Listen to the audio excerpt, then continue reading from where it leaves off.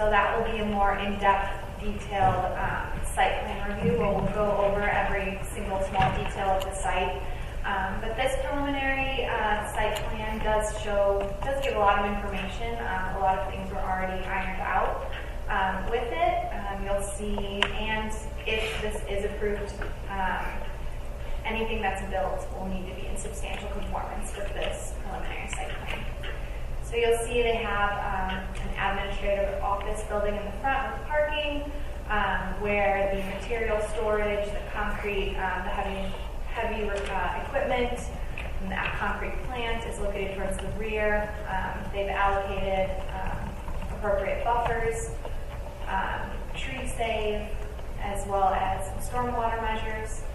They've also taken into consideration some of the natural features on the site. You'll see there's a big stream that goes right through the middle of the site, and they have the appropriate riparian buffers on either side where development can't take place. And the applicant team will go over this in greater detail, but staff is always available for questions as well. So again, special use is a little bit different. So they will provide evidence and testimony on how their proposal meets the special use standards. There are 7 special use standards that are set forth in the UDO, and they're listed here. And if every single one of those is met, council can approve the special use. But every single one will need to be met, and through their evidence and testimony, they will say how each one of them is met. And I can always bring this up for information that was also included in the packet. So after council receives all the evidence and testimony provided by the applicant and their team, if you believe that all the standards are met and need to approve the special use, staff is in full support of that as well.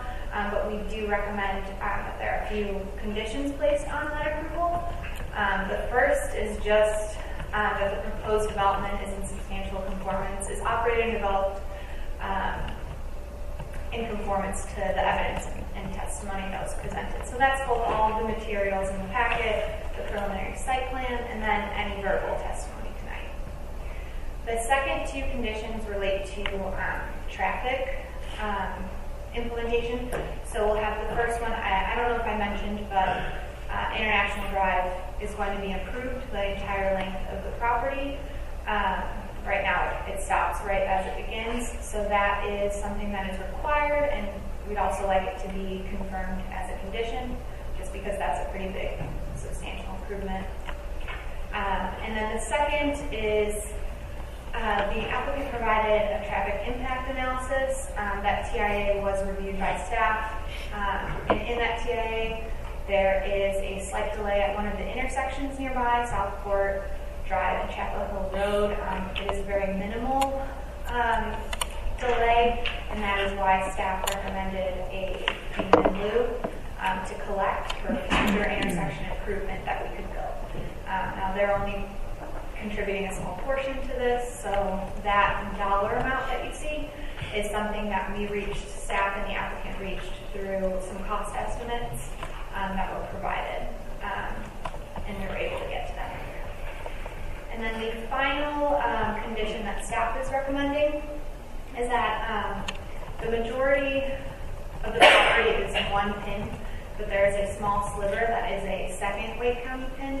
That second Wake County pin is not technically within the corporate limits right now.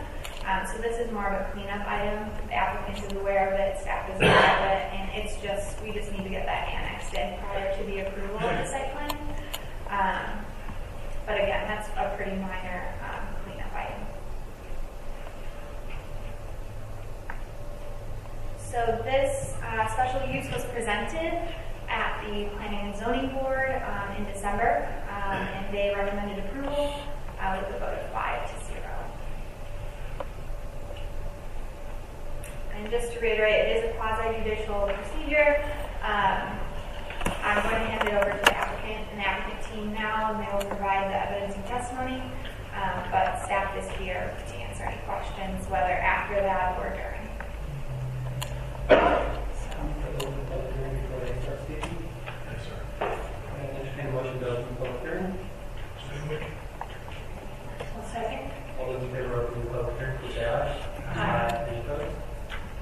Public hearing is now open. We will now hear from the applicant. Your name and role, please. Good evening, Mayor Cawley and members of the Town Council. My name is Isabel Maddox, P.O. Box 946, Raleigh 27602. I'm here tonight on behalf of L&L Concrete, the prospective operator of this property. Also here with me today is Nelson Lerero of L&L Concrete, Keith Mercer of L&L Concrete, Randy Miller, civil engineer, Jeff Weller of Stantec, our transportation engineer, and Thomas Hester, MAI appraiser. Also, property owner Glenn Futrell of Dove Investments is here as well. The property, as Natalie indicated, is approximately 6 acres, undeveloped parcel at the end of International Drive. It's in the heart of an existing industrial area, just off Airport Boulevard and Highway 54. It's currently zoned industrial management. The concrete plant is considered heavy manufacturing and requires a special use permit to operate in this district. We believe that this plant it complies with the UDO, it's compatible with the surrounding uses, and will not endanger nearby properties or the public health. And just if I can understand how to operate on these slides. Let me show you what this. You can see the industrial properties that surround this site. Our site is in red. We've got Ride and Truck Rental to the immediate west. We've got Precision Networks and Park Construction to the north. We have the Waste Transfer Station just across International Drive. We have 2 other concrete plants further down International. Then jumping across the street, we have Old Dominion Freight Line, the John Deere Training Center, and so there are heavy industrial uses in this area. Before we get into the specific evidence that address the 7 standards, I want to first call on Keith Mercer, who is the operations manager for L&L. Just give you a general overview of how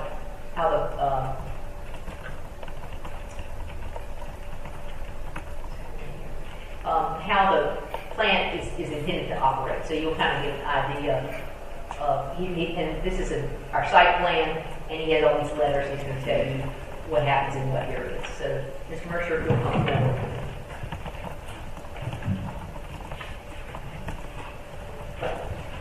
Good evening, Mayor and Council members. Good evening.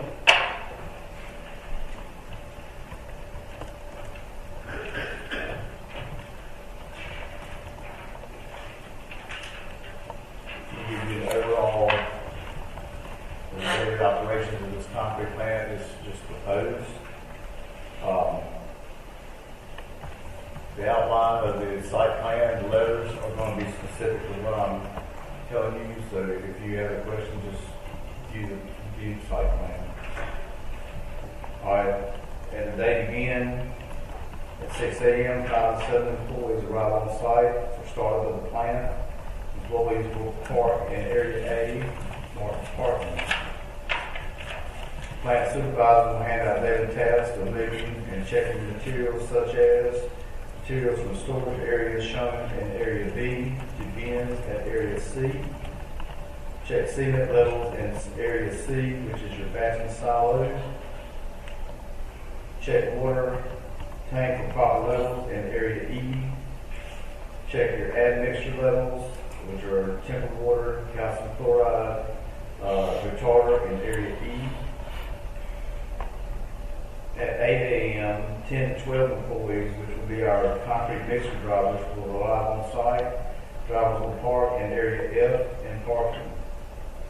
Drivers will begin their daily tasks of checks of their trucks, which are the mixers, and preparation of being loaded for jobs in Area G, truck mixing, parking.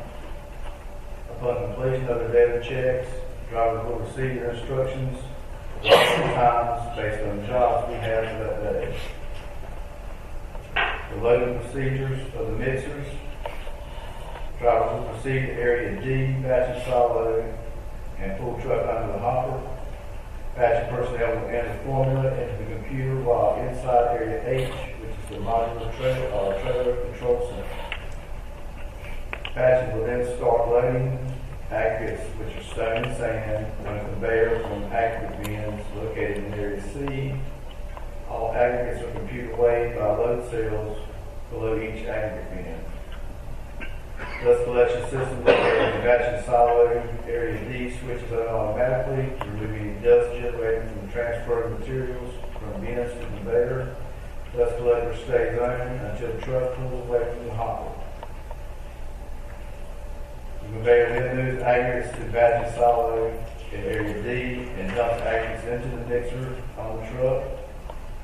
After aggregates are loaded, the cement is loaded per specified formula for batch and silo located in Area D.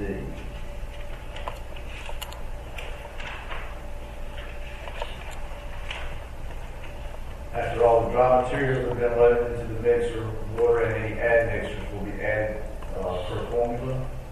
Trucks will then pull away from the batch and silo to move to Area I, which is our weir, and rinse any residue from the mixer.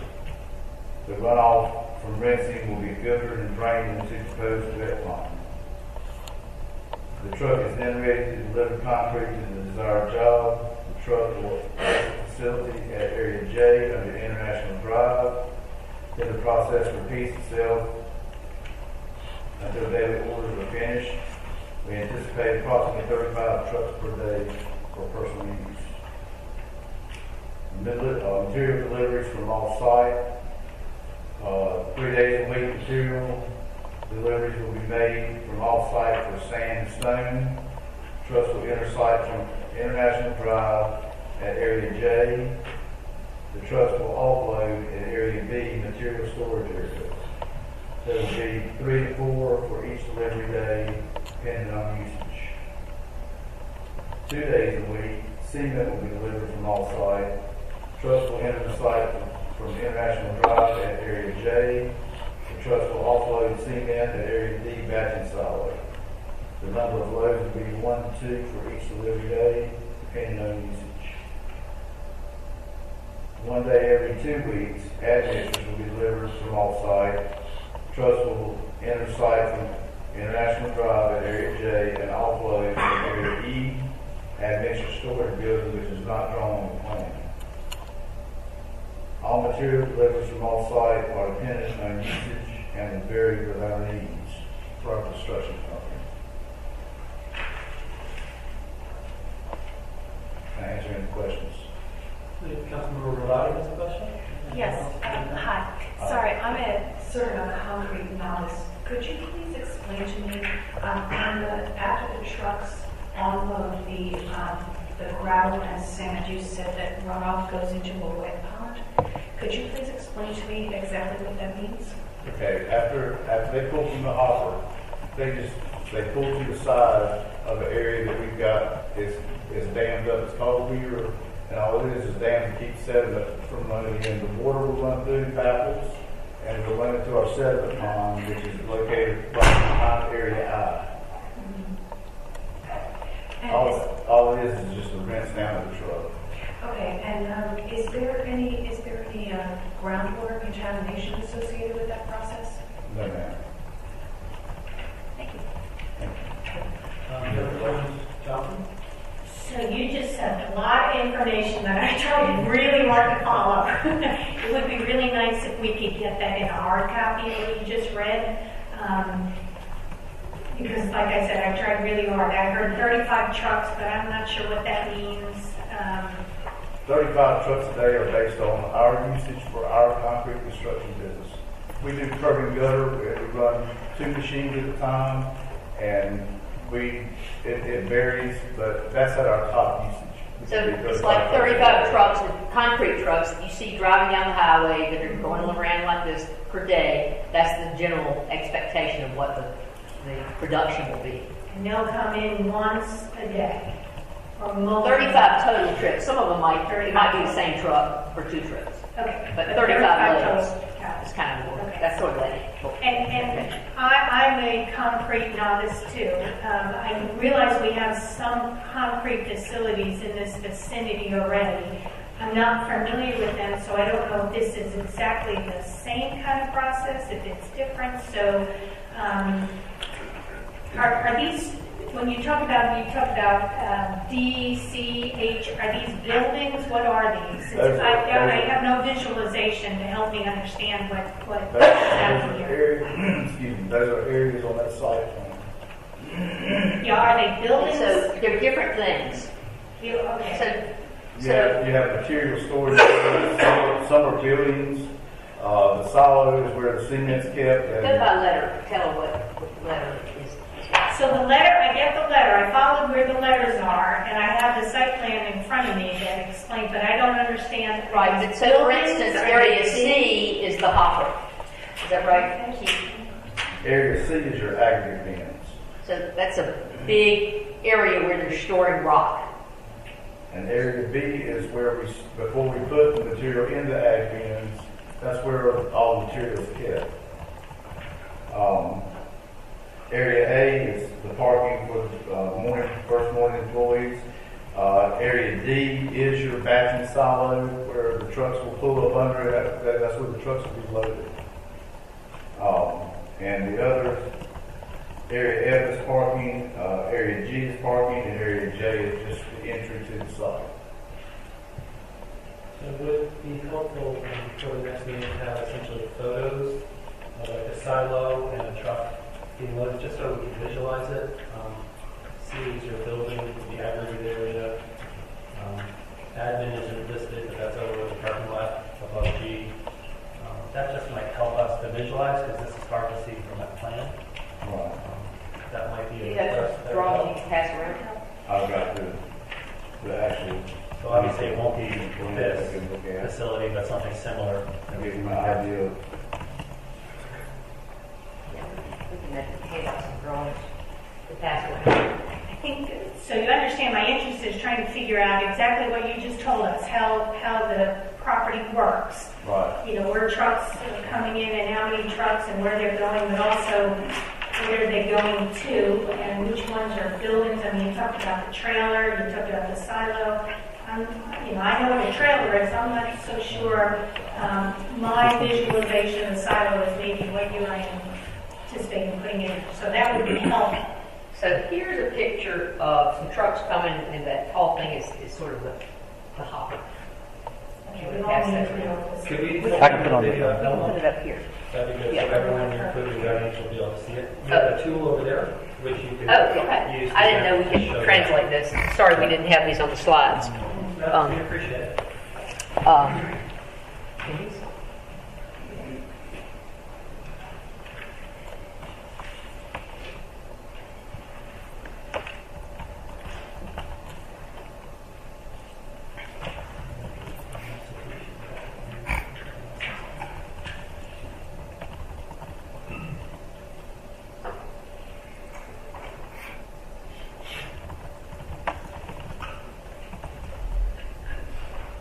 That just gives you a visual of the hopper and some trucks as they line up to come up under the hopper to be loaded. This is very helpful. Okay. The big cylindrical piece above that hopper is your batching silo. And just to give you an idea, this is what one of the bins looks like. Is that That's your aggregate bin. aggregate bin? You see, it's just a metallic container where you have rock, stone, etc. And we could see a little bit of that in the other picture too. It was towards the back. Right. Yeah. Parallel. So that's the aggregate then. Would you also be interested in seeing what the storage looks like too? Is that high or something? Yeah, so more photos like this before next time you meet will probably be really helpful. Yes, so that we can get a collection of photos that demonstrates the process. Next to the letters.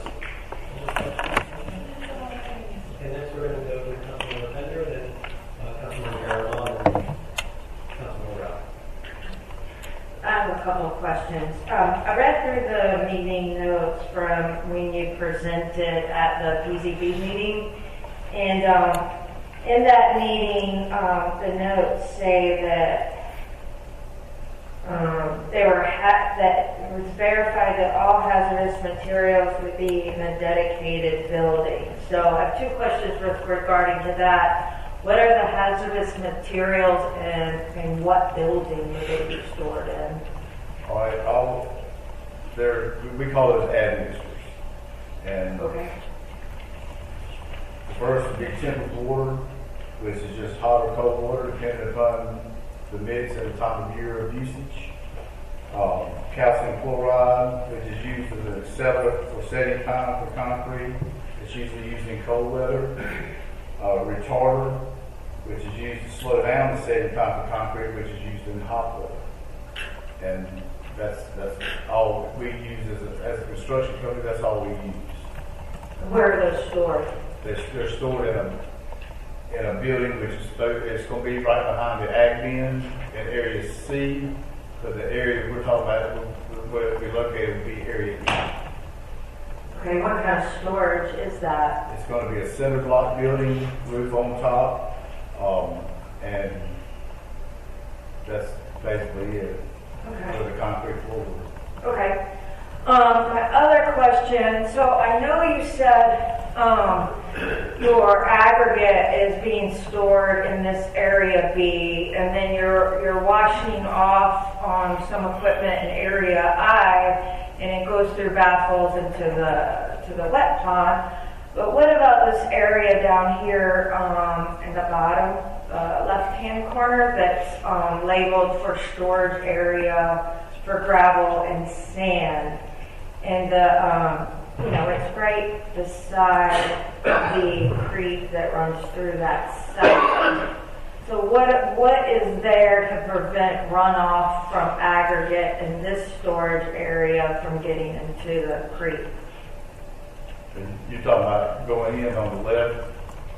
Yeah, like when you go over, I'm guessing this is a culvert, just to your left, it says material storage for gravel and sand, and it's 0.36 acres. That will be baffled off.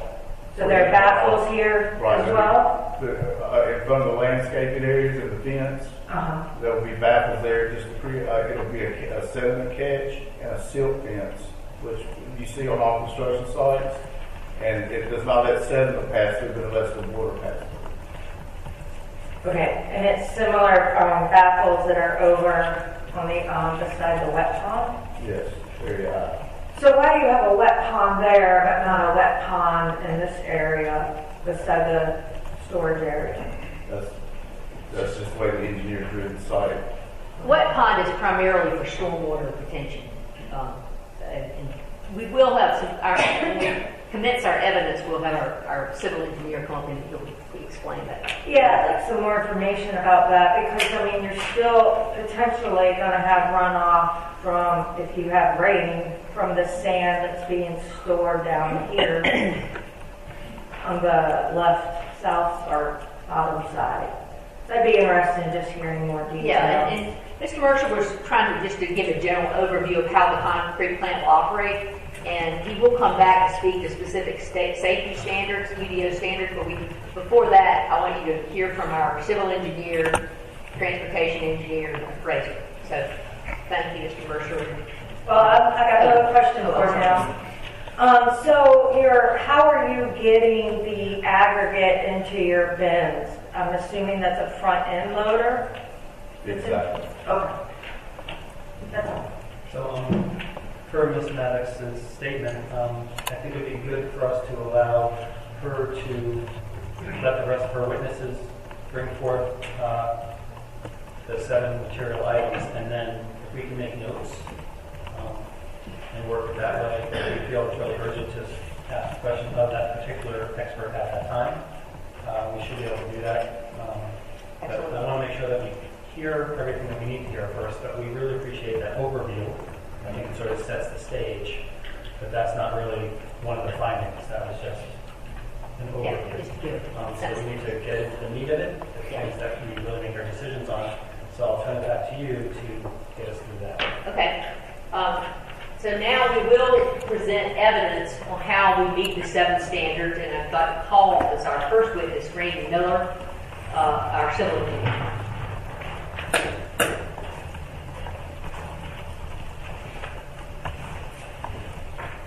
Good evening. My name is Randy Miller of Thompson Associates at 1149 Executive Circle in Cary.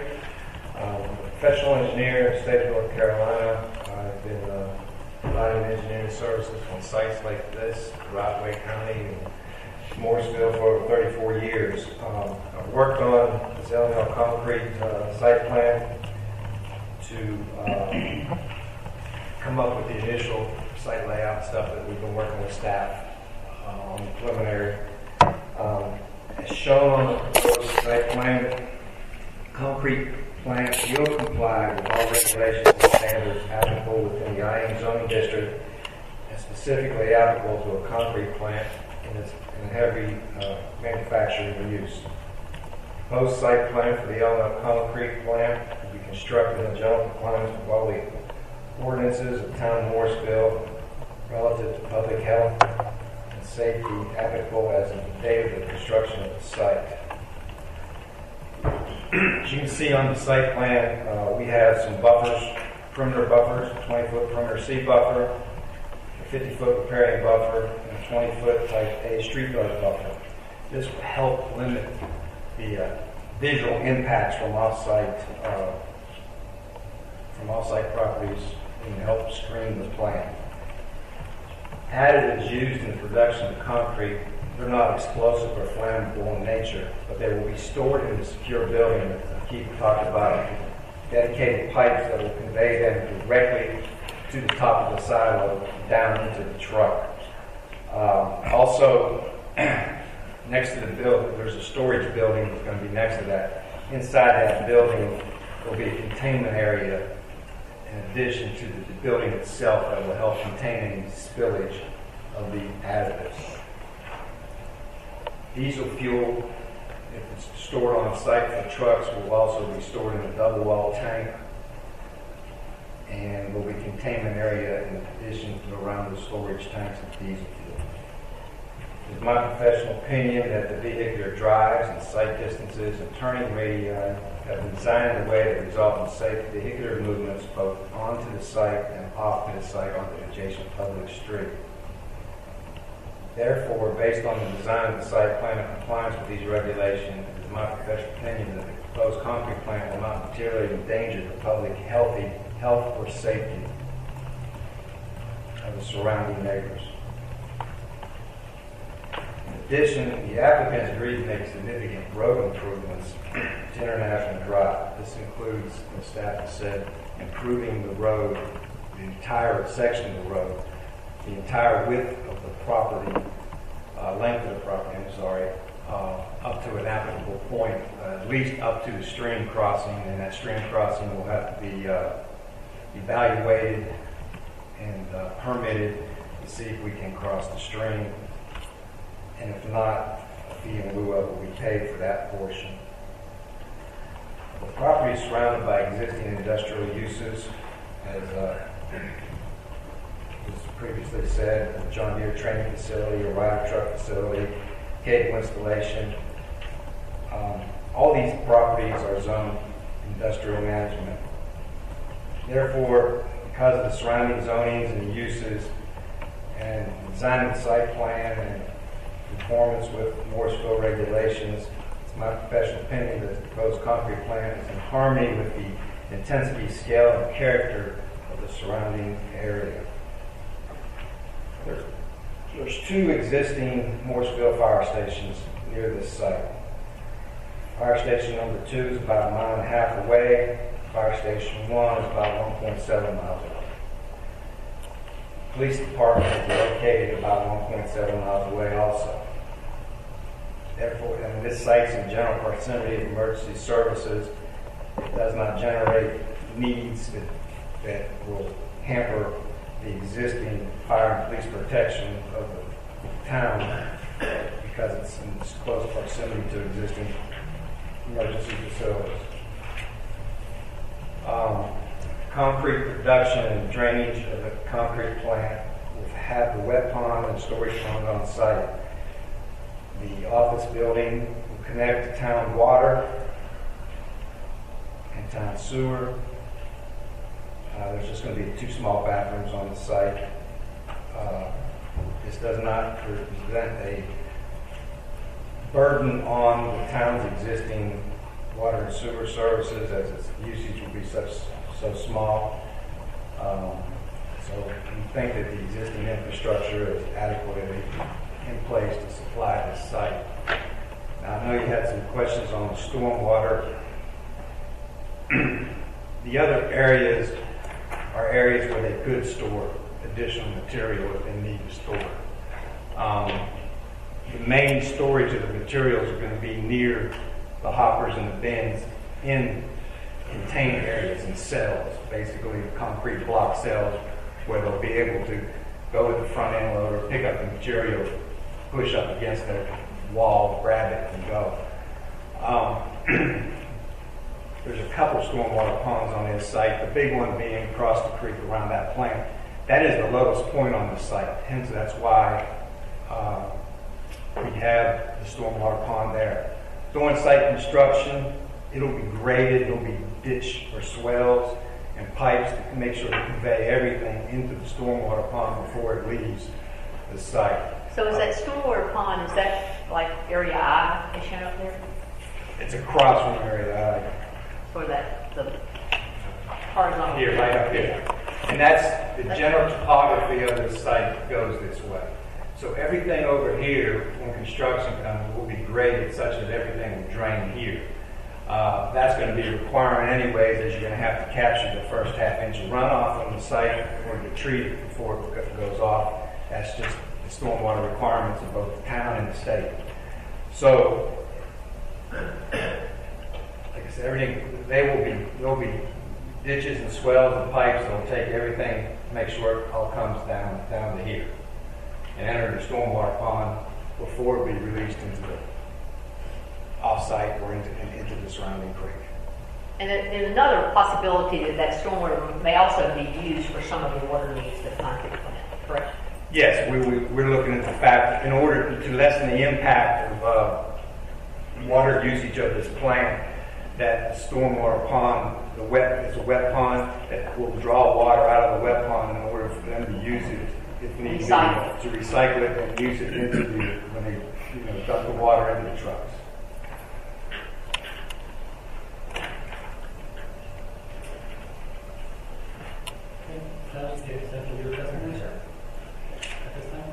I'd ask one quick thing of our staff actually. Now we printed out, there was a slide that had the 7. Is it possible to get a quick printout of that so we can make notes on those? That might be helpful as we go. If you could do that while we're moving up to the next thing. Does anyone have any burning questions for Mr. Miller at this time? And then we'll try to get more evidence first. Yes, pertaining to what you said last, the recycling of stormwater water.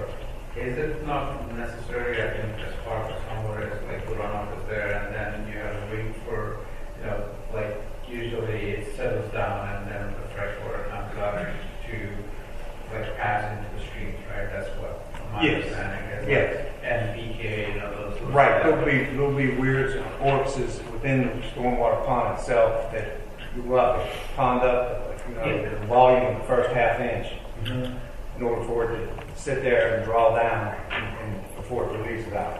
So when we are continuously reusing it, is that osmosis or like that fresh water coming out, is that happening because you're continuously disturbing the settling down of the nitrogen? Well, the plan for the pond is not. It's going to be on an as-needed basis if they need it. I know there was some talk before. I mean, we're going to have fire protection will be extended back to the actual batching site itself, so there'll be water available back there. So between the city's water, the water being the stormwater pond, and we're checking into and looking into the possibility of drilling a well, a deep well, that between all three of those, that they will draw water from all three of those sources, so there's not a burden on just relying on the well water, not just relying on the municipal water, but also, use the stormwater pump. There'll be only so much, you're correct, that will draw from the stormwater pond, because we'll still have to maintain, because of the state's requirements, a minimum depth Exactly. and all that other stuff. That's Right. No, we're not talking about draining, because it defeats the purpose of the stormwater facility. All right, thank you. So I think, I want to clarify something. I think I heard you say something about building the road over a stream, and if you couldn't, you do a payment of lieu. I don't remember reading that anywhere. So can you explain and point out on here where that is and what exactly you're referring to? We are going to be required to go all the way up to the property line here to improve the road on both sides. They will have to get permits from the Corps and from the state in order to cross the stream right here. That may constitute, given the crossing, and if it can be done, to get off-site property permission in order to cross it, which we might not be able to get. So the logistics of the actual crossing, just because of the constraint of just having to work within the right-of-way and not being able to go off on additional properties to cross it through fill or extension of the pipes and all that other stuff, might not be feasible. And I believe we had spoken with staff and stuff about that, we will build the road. If that's the case, we will build the road as far as we can, and then whatever's left over from, say, it's this point to here, whatever that cost is, the fee in lieu of will be paid just for that portion. But at this point, without actually going and applying for permits and having actual construction drawings to see what those parameters are, we don't know where that point will end. Okay. I'd like to hear from our staff on that too, when they have not. Thank you. Yeah, and so I did want to point out that when you're trying to cross a stream, you've got to get permits to be able to cross it. You also have to get to the other side. So when you jump the stream, if you're on somebody else's property and you don't have the right to be on their property, you can't complete that extension. So in that circumstance, we might get the permits from, the state, but if we couldn't get permission from those property owners that would be on the other side of the stream, we probably would have to pay a fee in lieu to the town. We haven't had discussions. I think Natalie or Dylan Ruckhouse can speak to that. Because I think the waste transfer station did that. They couldn't get across the stream, so they paid a fee in lieu. So there's some money already being held by the town to do that. If we were able to cross it, we would get the benefit of that money, and we'd add our own money and we'd cross it. But if we can't, we'll also put a fee in lieu into the pot, and then somebody in the future, when further property gets developed, we have to complete that crossing.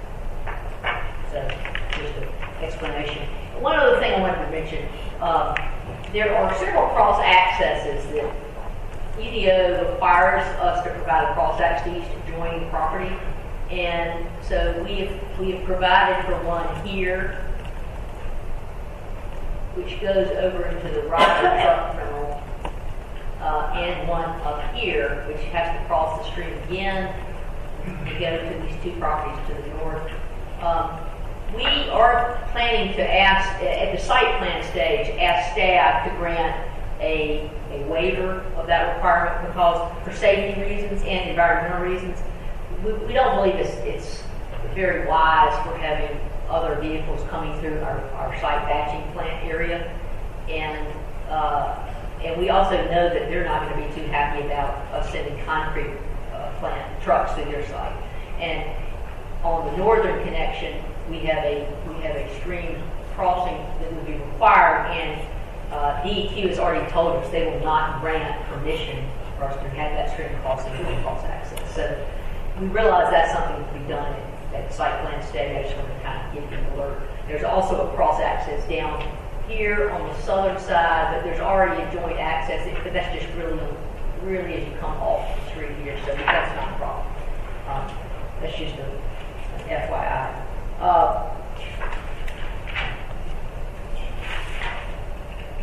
Next, So I'll say something about that real quick. Sure. I'll be hoping to hear from staff a little bit later about not the stream crossing, because you said DEQ, they said no. Yeah. I understand.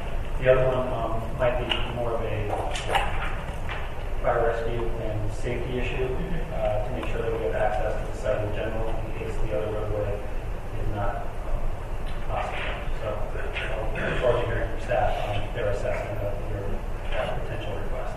Okay. And I would like to submit an affidavit which just basically summarizes what you just heard from Randy Miller to the clerk as Exhibit A. Next, I would like to call on Jeff Weller, who's a professional traffic engineer. Let me ask a quick question. If that was in our packet already, is that already in evidence? Or she has to present each of these items Yes. during this meeting? Yes. Okay, so thank you very much, Alan. That was in the packet though, so we don't need to see a copy right now. That wasn't in the packet Okay. per se. No. So we'll have that. You can look at it between now and down the road. Okay, thank you, sir. I have one question, but I don't know if we need to Was it pertinent to what you just presented, or Yeah. is it more general? engage in public health safety. Will you have other things about? Yes, we do have another speaker on stage. If we could wait to make sure it's not already answered, I appreciate it. Okay. Next, I would call Jeff Weller, our traffic engineer.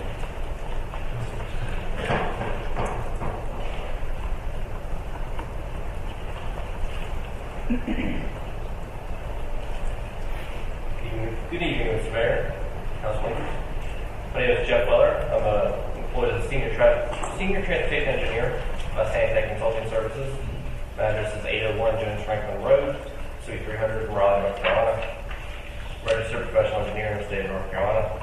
I have over 15 years of experience as a traffic engineer with significant experience preparing, reviewing traffic studies, traffic impact analyses, and evaluating traffic impacts of proposed developments in various municipalities across North Carolina in both the public and private sectors. I'm an engineer of record for the TIA associated with the subject property, located in Cedar Airport Boulevard here in Morrisville. I'll spend the next few minutes discussing the development of this traffic study and the pertinent information. Based on recommendations from NCOT and town staff, local data was used to determine daily and peak hour volumes generated by other concrete plants. A trip generation study was completed using 3 comparable sites located in Morrisville and Apex. Driveway counts were collected from 6 a.m. to 10 p.m. on a typical weekday. This study provided rates for determining daily and peak hour trips generated by the proposed site. In the AM peak hour, this proposed site is expected to generate 22 trips, with 11 entering and 11 exiting. In the PM peak hour, this proposed site is expected to generate 14 trips, with 7 entering and 7 exiting. Analysis models were created for the 2018 existing, 2020 no-build, and 2020 build scenarios. These models include existing roadway geometric features, existing signal timings, and vehicle characteristics, including heavy vehicle percentages.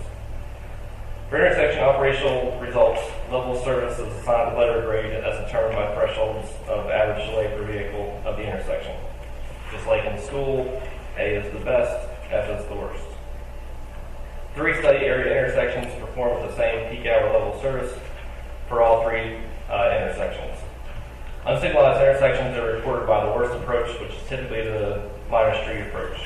For the intersection of Chapel Hill Road and Southport Drive, the minor street approach, Southport Drive, is controlled by a stop sign while the traffic on Chapel Hill Road operates uninterrupted. In the AM peak hour, the minor movement operates the level service F. Do you have a slide that we can, or is it you're talking about it? Do you have a slide that you're talking towards, so you can No. visualize? Okay. There are some other slides that might show the roads a little bit better. Yeah, because that would give us somewhat Can you? There. All right. Yeah.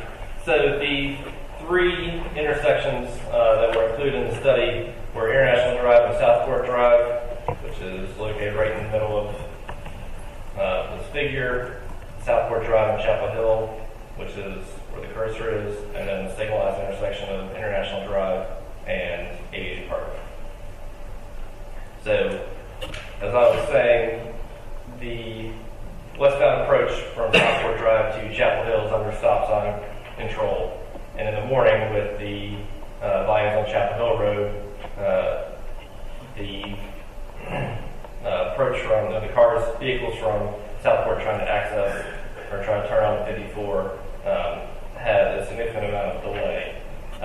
That occurs now, in addition to what's expected build out year, which will be next year. So, Can you show the movement you're talking about with the first? yeah, so the heavy movement, or the movement that's under significant delay is this westbound right turn lane. So going from Southport, turn right to go north on Chapel Road. Between the 2020 no build scenario and the 2020 build scenario, as Natalie mentioned earlier, there was a slight increase in delay. And because of this, we worked with the staff to determine an appropriate payment in lieu for that added delay. Based on the TIA, the proposed improvements, in my experience, it's my professional opinion that the proposed concrete plant will have only minimal impact on the nearby transportation infrastructure and that no additional road improvements are recommended. Also based on the TIA, the proposed improvements, in my experience, it is my professional opinion that the proposed concrete plant will not generate transportation needs, which cannot be adequately handled by the existing and improved infrastructure. Lastly, based on the TIA, the proposed improvements, in my experience, it is my professional opinion that the proposed concrete plant will not cause undue traffic congestion or create a traffic hazard. If you have any questions, I'll be glad to answer them. I'll start on this one. Okay. So even though we're going to be collecting payment in lieu, it's your professional opinion that it's not necessary for the Southport? I think he's saying other than the fee in lieu and the improvement of International Drive, you can correct me if I'm wrong, that we don't think over and above there's any negative impacts. Would that be correct? Yes, that's correct. So a follow-up of that 7,000, is that 1%? Is that 10%? What would the final improvement be? What's the cost that you're basing that on? Because that's 150% of your share, correct? Yes. Right. Yes. And Natalie, what was the percent impact that our intersection, our plant was going to have? I mean, I can discuss the methodology if that's the easier. Yeah, I just can't remember what the percentage. 3.87. 3.87. Our plant would have that percentage impact, 3.87. So the total to improve that intersection somewhere down the road is? $125,000. Okay, so 118 would be on us sometime in the future if we want to do that. Is that accurate? Okay, thank you. I'll start with that. Other question, Councilmember Bernal. Yeah, I'm kind of curious because we just went to the whole TIA over the town retreat. 35 vehicles, right? It's not a huge trip generator. Is the TIS part of the SUP that is needed, or because how many more per hour staff, right? You might say what are the equivalent of 35 cement trucks to local, what is the threshold? I thought if it was under 49 that we don't need a TIA, so but I'm kind of trying to understand if this TIA is part of the need, right? Part of the stuff. Part of the stuff. The TIA is required as part of the special use. Okay, so it does not matter what's the traffic generator for this line. No, if it was a different apparatus for getting approval, then it would not have met thresholds for DOT or the town. Councilmember Body, and then we'll come back to Councilmember. Yes, so is the route that you're proposing the concrete trucks take down International Drive, onto Southport Drive, and then out to NCP4? So we assign distributions for site trips based off of the existing sites. So that is, the conservative approach. Obviously, the logical approach is that if concrete trucks want to go south on 54, they would go International Drive to Aviation Parkway, use that signal, and then use the signal. But based off of existing existing distributions, that was the percentages that we assigned. So with the 11 trips leaving in the morning, the percentage that would turn left from Southport onto Chapel Hill would only be one vehicle. Okay. So we put in global distributions for what we call boundary nodes, and then apply site trips to those boundary nodes based off those distributions. Okay, thank you. Okay. Councilmember Rao.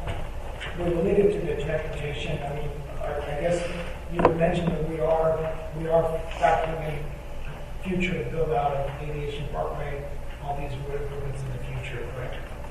So the build scenario is 2020. So any capital improvements that are going on beyond that would be outside of the scope of this study. Okay. Now, I understand in your professional opinion that this is not cause undue traffic congestion because there's not a lot of trips, but you talked about 22 trips in the morning, 11 entering and 11 exiting. My visual is that trucks, these are trucks. How big are the trucks? How many do we expect? It would be 8 in the morning just because me, I have a hard time getting around, even though there's not a lot of trips. Trucks move a lot slower. We already have a lot of congestion on that road. Or is it going to be like not, all at once? Is it going to be just sort of, you said 11 entering, so approximately Yes. what time will they be entering and what does that look like? So site-specific, Mr. Mercer can handle site-specific, and what he, I believe, mentioned earlier was that on-site staff for the plant would be getting there between 6 and 7, which would be before peak hour. 6 and 7. And then the drivers themselves will be showing up probably after peak hour in the truck operations, unless they have, a job that's at 8 o'clock in the morning. Trucks won't be leaving until after peak hour. So, Okay. yeah. That answers my question. Thank you. I'd also like to hand up an affidavit summarizing what Mr. Weller just spoke about with TIA attached as Exhibit C. And was that one already in our packet, or should we look forward to? None of these affidavits are in your packet. They're testimony, they're basically a written version of the testimony.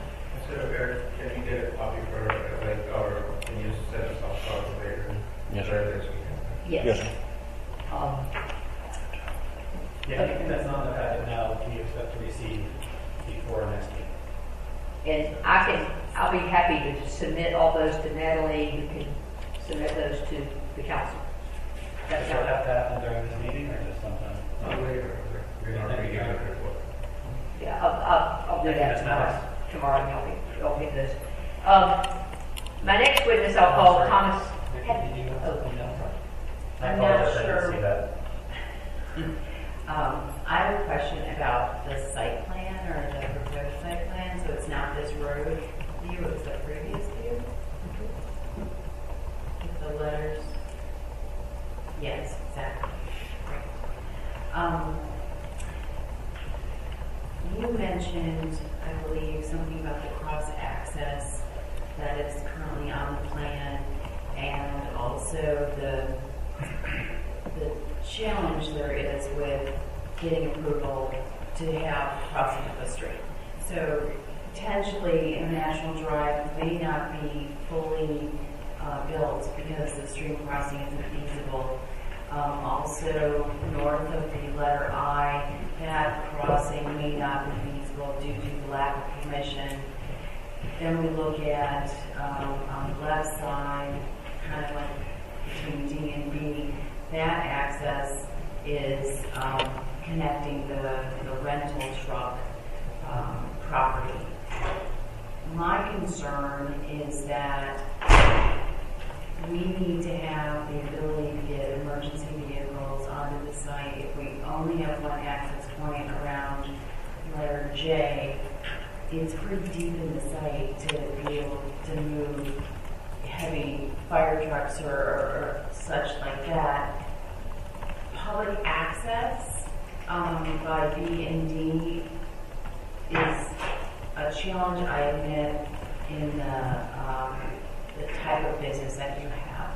But to have access for a fire truck or a similar emergency vehicle so that we can minimize loss to the property and ensure public safety is better. Is that something that you considered in the discussion with staff?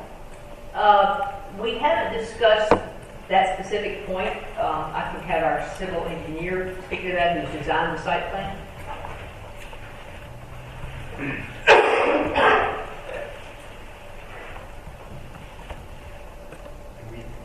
Part of the UDO, we showed the cross access. In meeting with the Corps of Engineers and Division of Water Quality, they said that this one, any access to the north would not be permitted to cross that stream because they view that as a dead end. I understand your concerns about safety and access for emergency vehicles. This site is developed. It is basically a yard for a construction company. There's they have not stubbed down to us. There's no road. That's just a storage yard. Same with this site over here, the Ryder truck. This is the back of the loading dock. There isn't anything stubbed over here.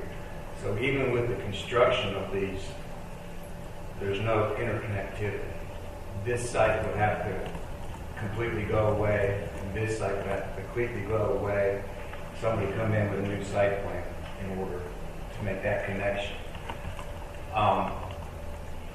This property up here to the north, the extension of International Drive, it's undeveloped right now too. As it develops, then that road will extend to give another access into the site. Currently, you can get into this site through the South Fork Road, but it all leads to International Drive. Unfortunately, that is the only access to the site right now.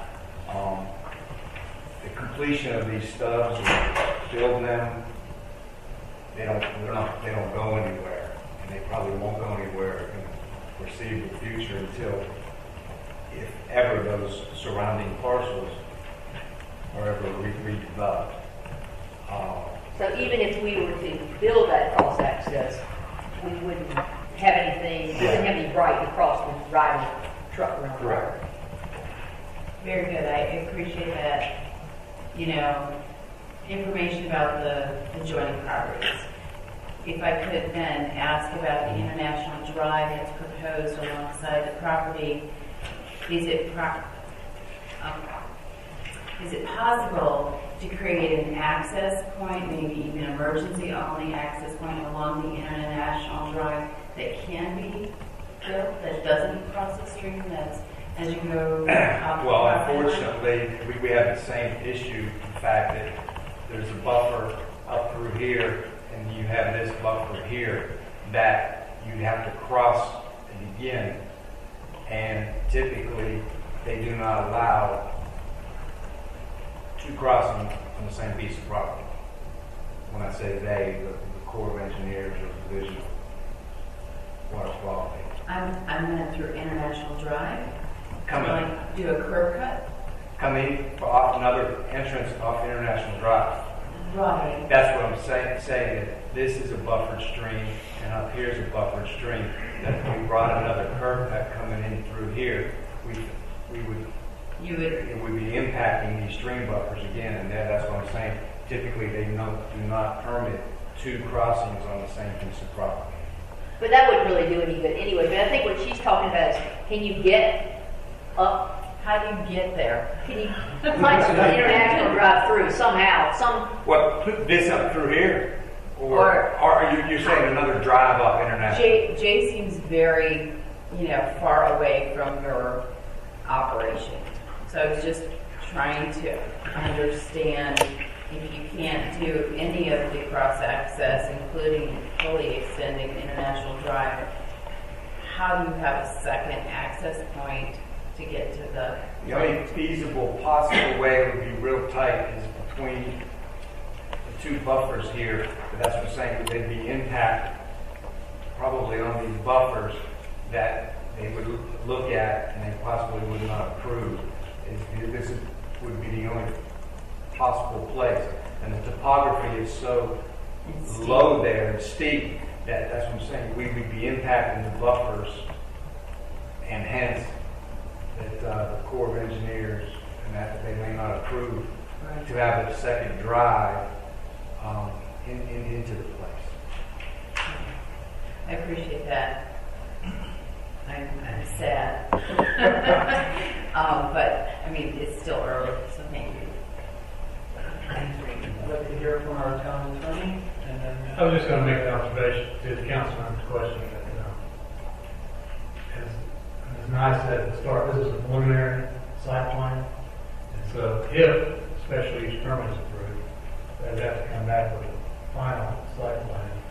And your planning staff and your fire and police departments would be looking at that and trying to work through those issues that I think they're aware of and you've made them aware of with your questions, so that the best reasonable alternative could be worked out as part of the planning process. Great, thank you. Okay, for our next witness, I would, I see. I have several questions here, so let's address them. These are the councilman will the question that we go. Councilman Garrett. It's going back to on International Drive. The part where it's saying that it has to be over a stream. What kind of payment in lieu are we collecting? Is it just the 1.75 or the construction of the cost of building that bridge to as part of the PIF?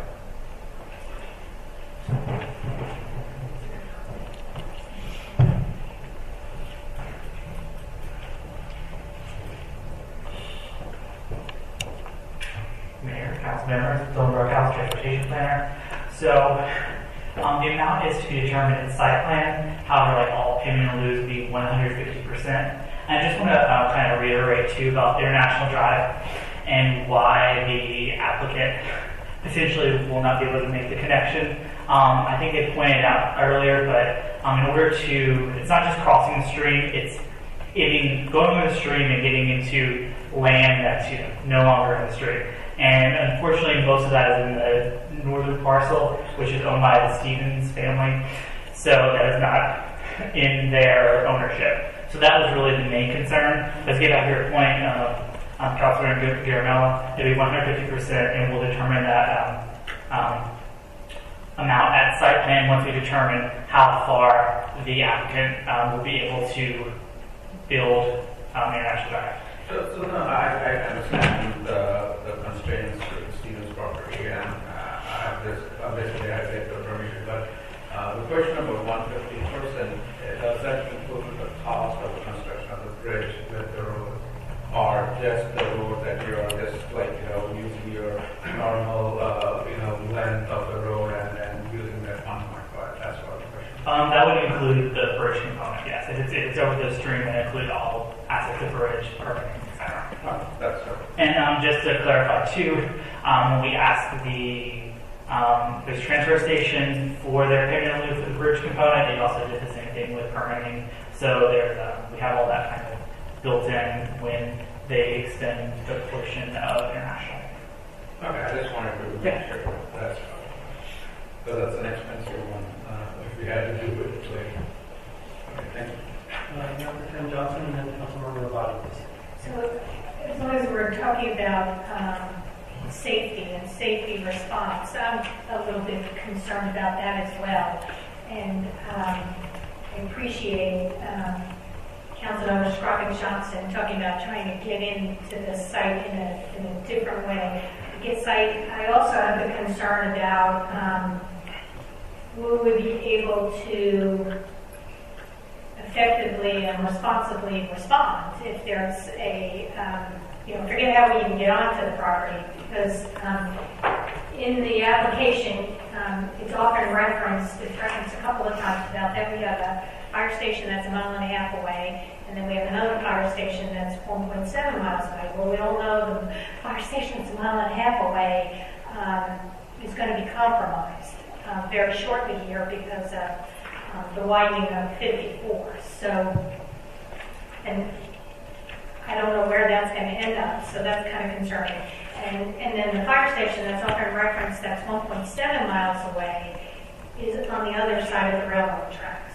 So it would be, as long as we're talking about how we respond, it would be kind of important to get some kind of comfort level there from somebody on all of that. And going back to the hazardous materials that are out there, there are 2 other properties that are similar that are out there.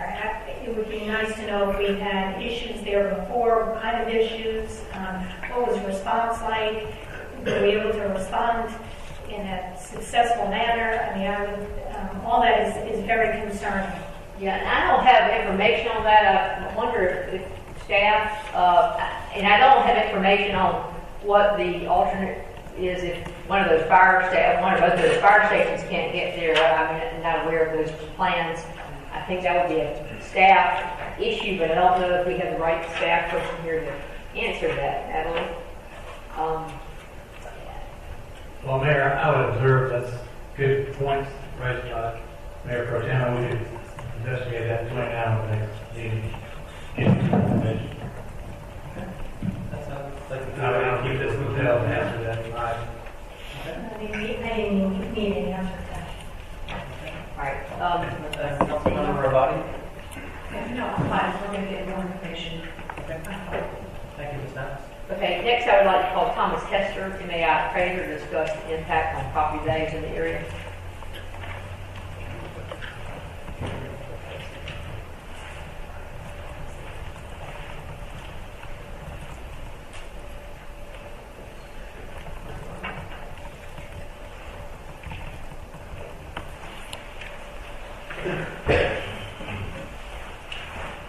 Hello, my name is Tom Hester. I'm a state certified general real estate appraiser in North Carolina. My office is on Monroe Avenue in Raleigh. I am, again, state certified. I also hold the MAI designation from the Appraisal Institute, which is a national professional appraiser organization. I also have a North Carolina broker's license, so regulated by the Appraisal Board and the North Carolina Real Estate Commission. I've been an appraiser in Wake County in North Carolina for about 38 years. So I am asked to look at this property and determine if I think it will have a negative effect on the adjoining properties and if I think it will be in harmony with the area.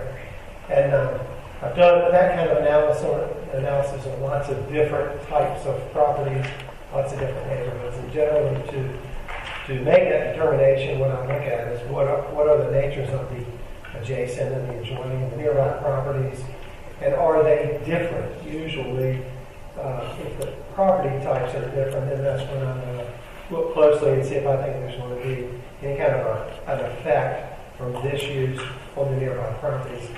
And then, of course, if they're different, I'm almost always looking at where is the residential property that is close by, because I think typically residential properties are most susceptible to being affected specifically by industrial properties. In this case, this is an industrial neighborhood. It's an industrial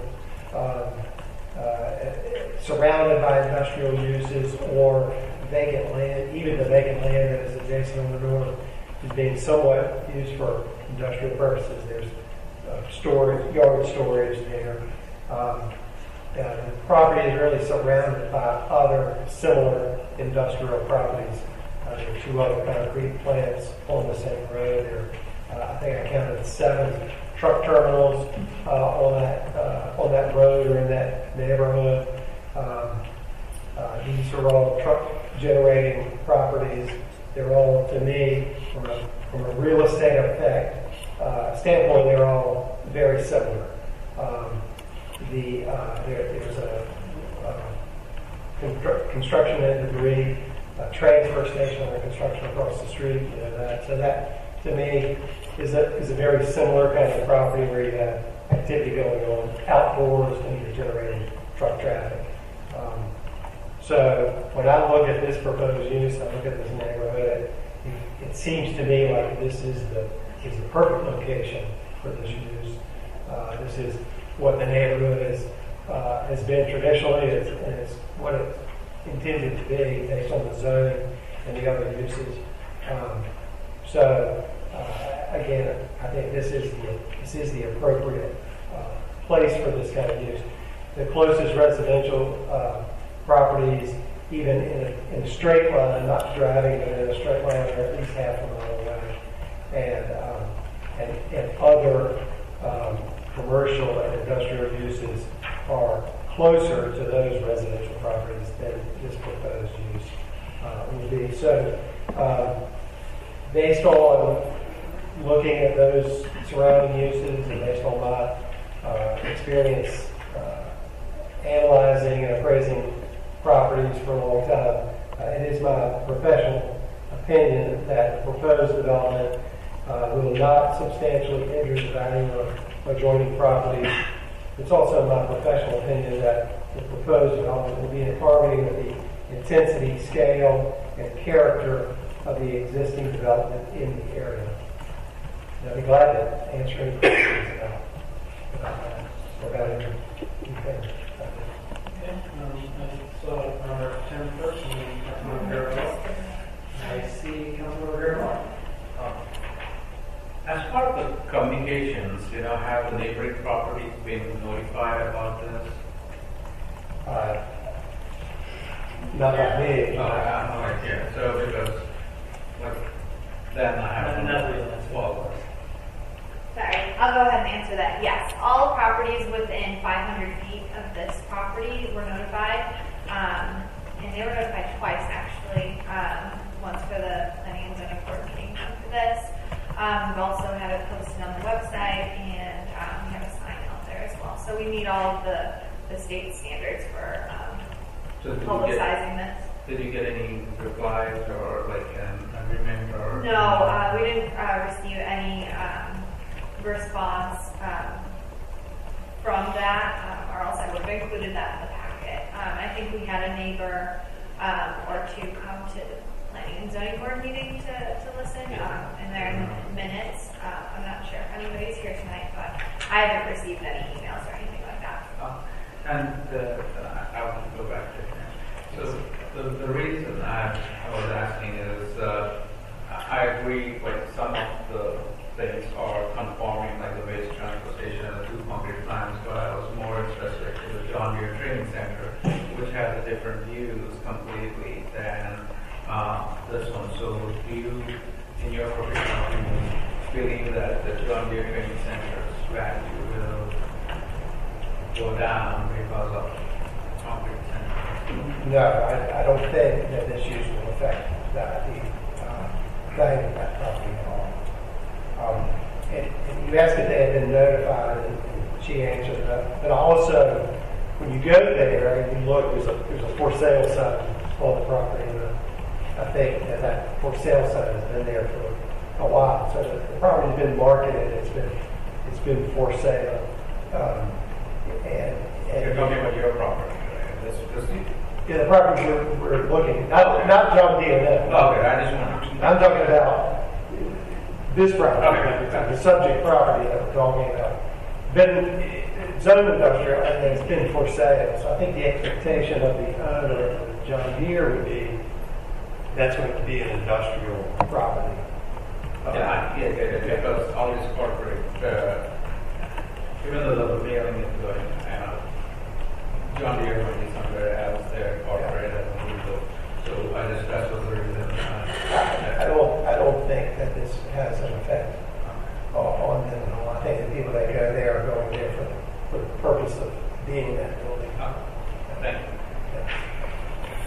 I had a couple of items. You said a half mile is the nearest residence. Can you show us a visual of where that would be on a map? Is that the nearest residence? Is there any undeveloped land that could be a residence closer? The adjoining properties are all. Yeah, I understand that. If we're talking about a half mile, some kind of standard, I'd like to sort of get a visual of actually how far that is and what's in between this and that.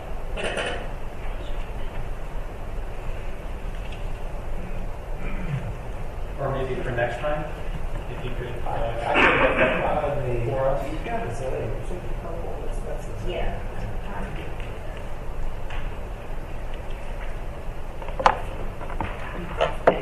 I'm just going to restart your slideshow.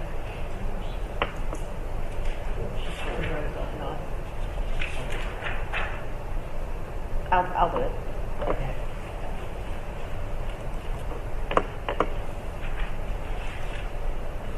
There you go. So the purple is the IM zoning and the, so this red block is the proposed project. So I'll call it, this is similar zoning, IM. This is conservation land, that's green.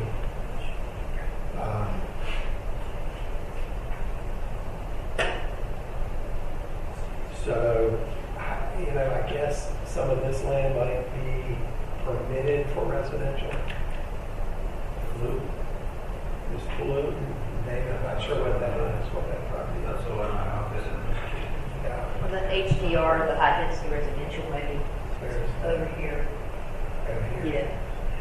LDR would be low density, so that's on the other side of the major road. Yeah. Yeah, I And think, a railroad track, so Yeah.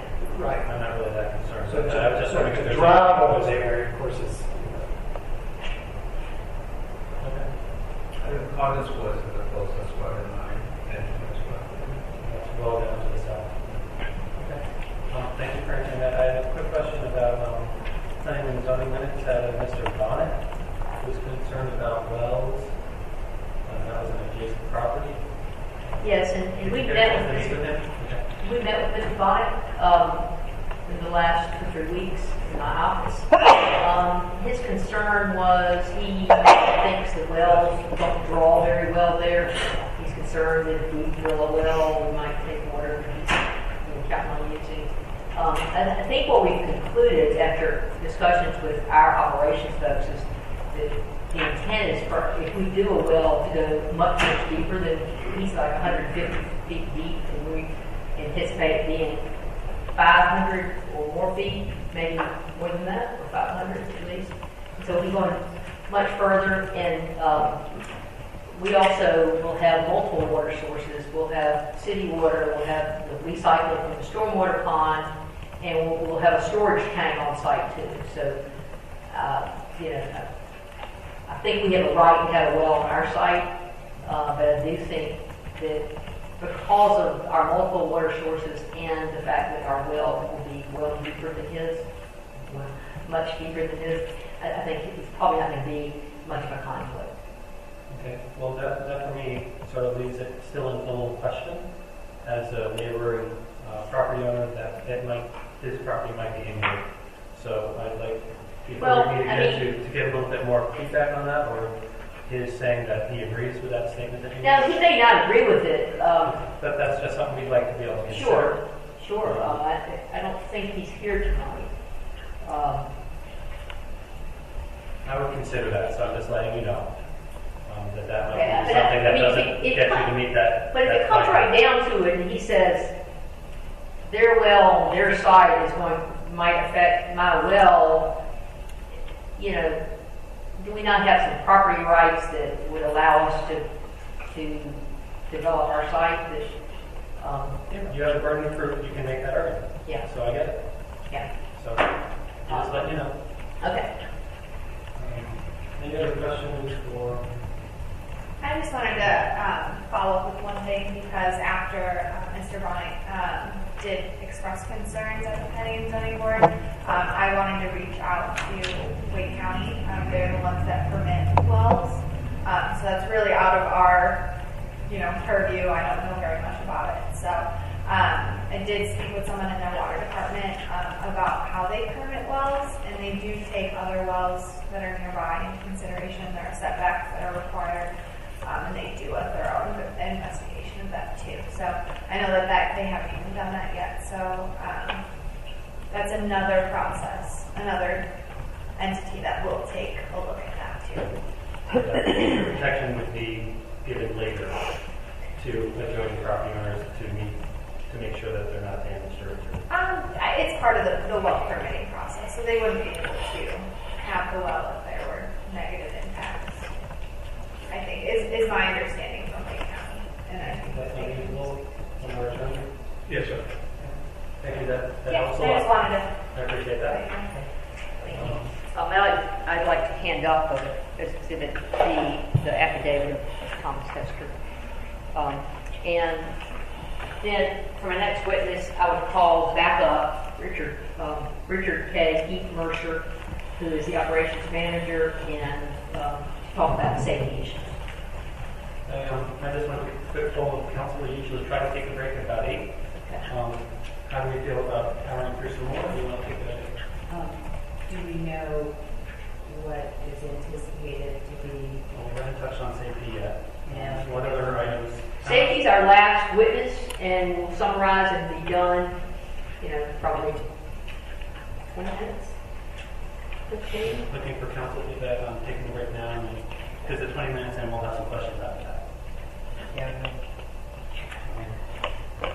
So 9 o'clock for a break or now? Yeah. Why don't we take a 10-minute break now? We'll reconvene at 8:30. And we are not allowed to discuss this during the break with each other, or That would be appropriate, yes, sir. appropriate to not discuss it. Right. Okay, so we will not discuss it. We'll reconvene at 8. According to that clock, 8:31. So that's what we're looking for. Okay. Thank you.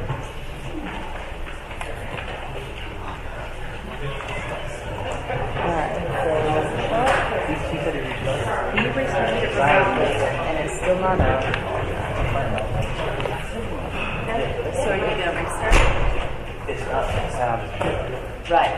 Yes, I did shut down.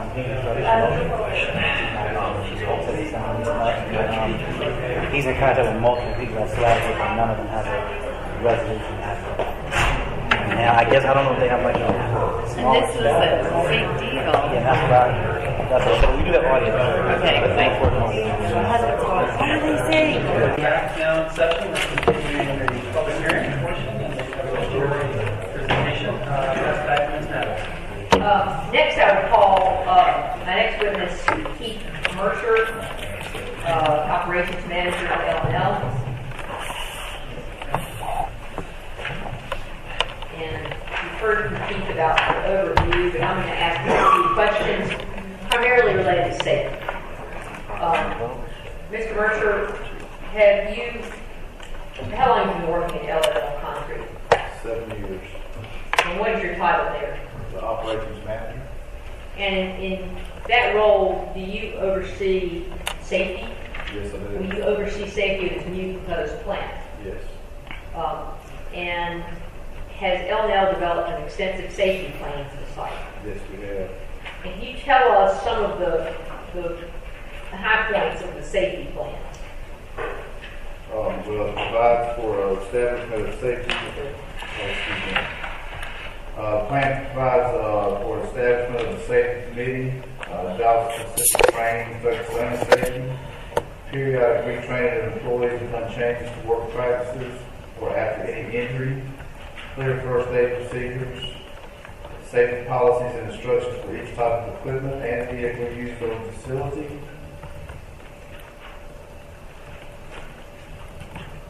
Weekly meetings of employees to update and remind employees of safety measures and requirements, posting the safety rules and requirements in break room areas and other common areas where employees gather.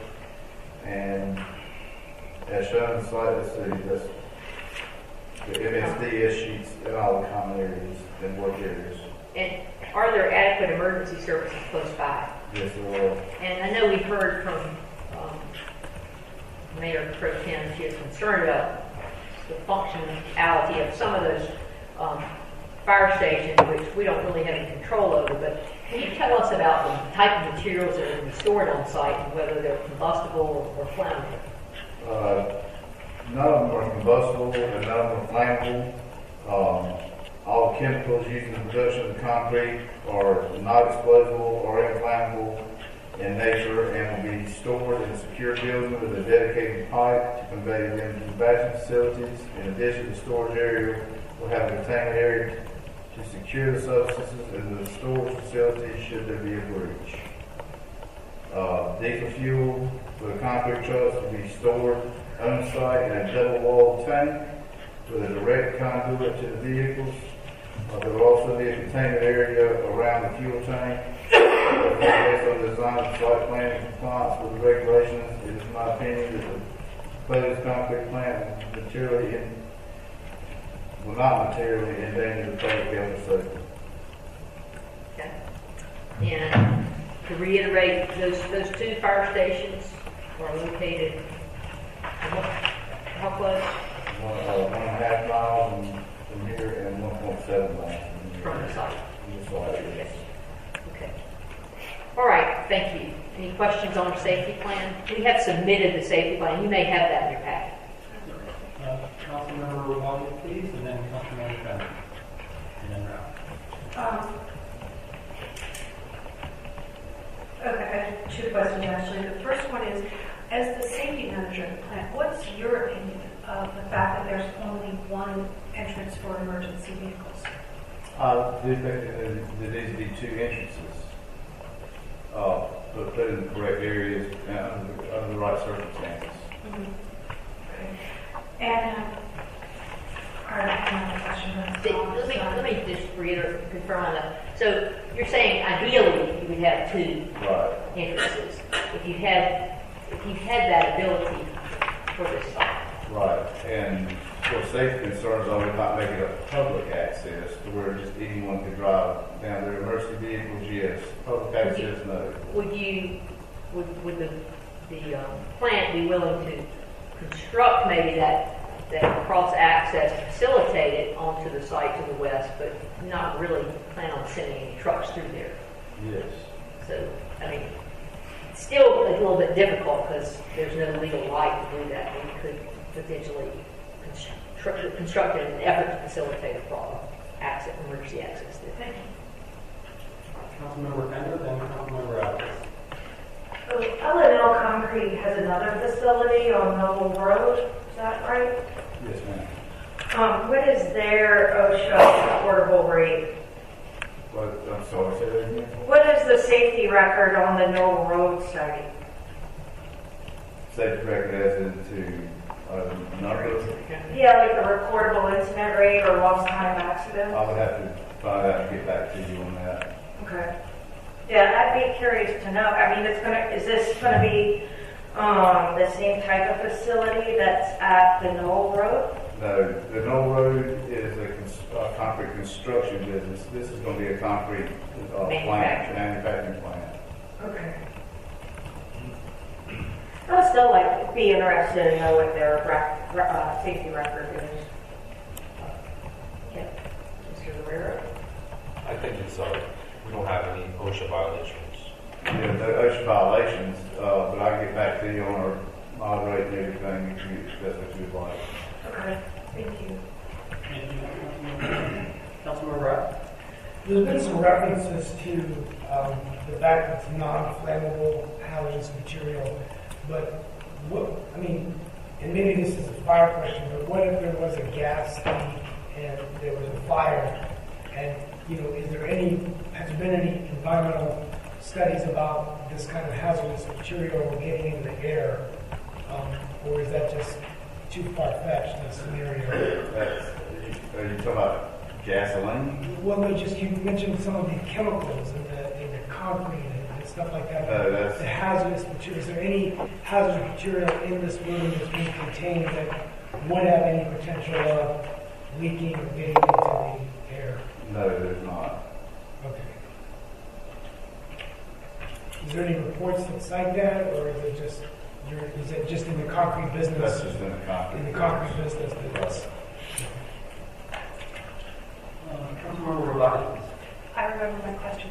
The diesel fuel tank that you mentioned, is that going to be above ground or is it below It ground? would be above ground. It would be a double-walled tank with double containment walls around it. Thank you. And ballast.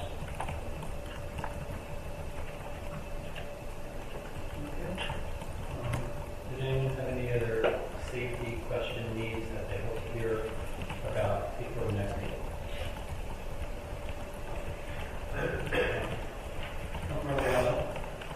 More than safety, I think the way I look at it is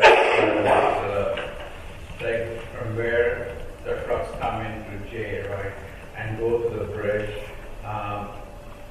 Like those concrete trucks are pretty heavy, so I just wanted to make sure, like, I'm sure you guys will ensure, but it's going, how much the width of it's not, it's like 20, it's what, 80 feet, or the bridge side has to go over?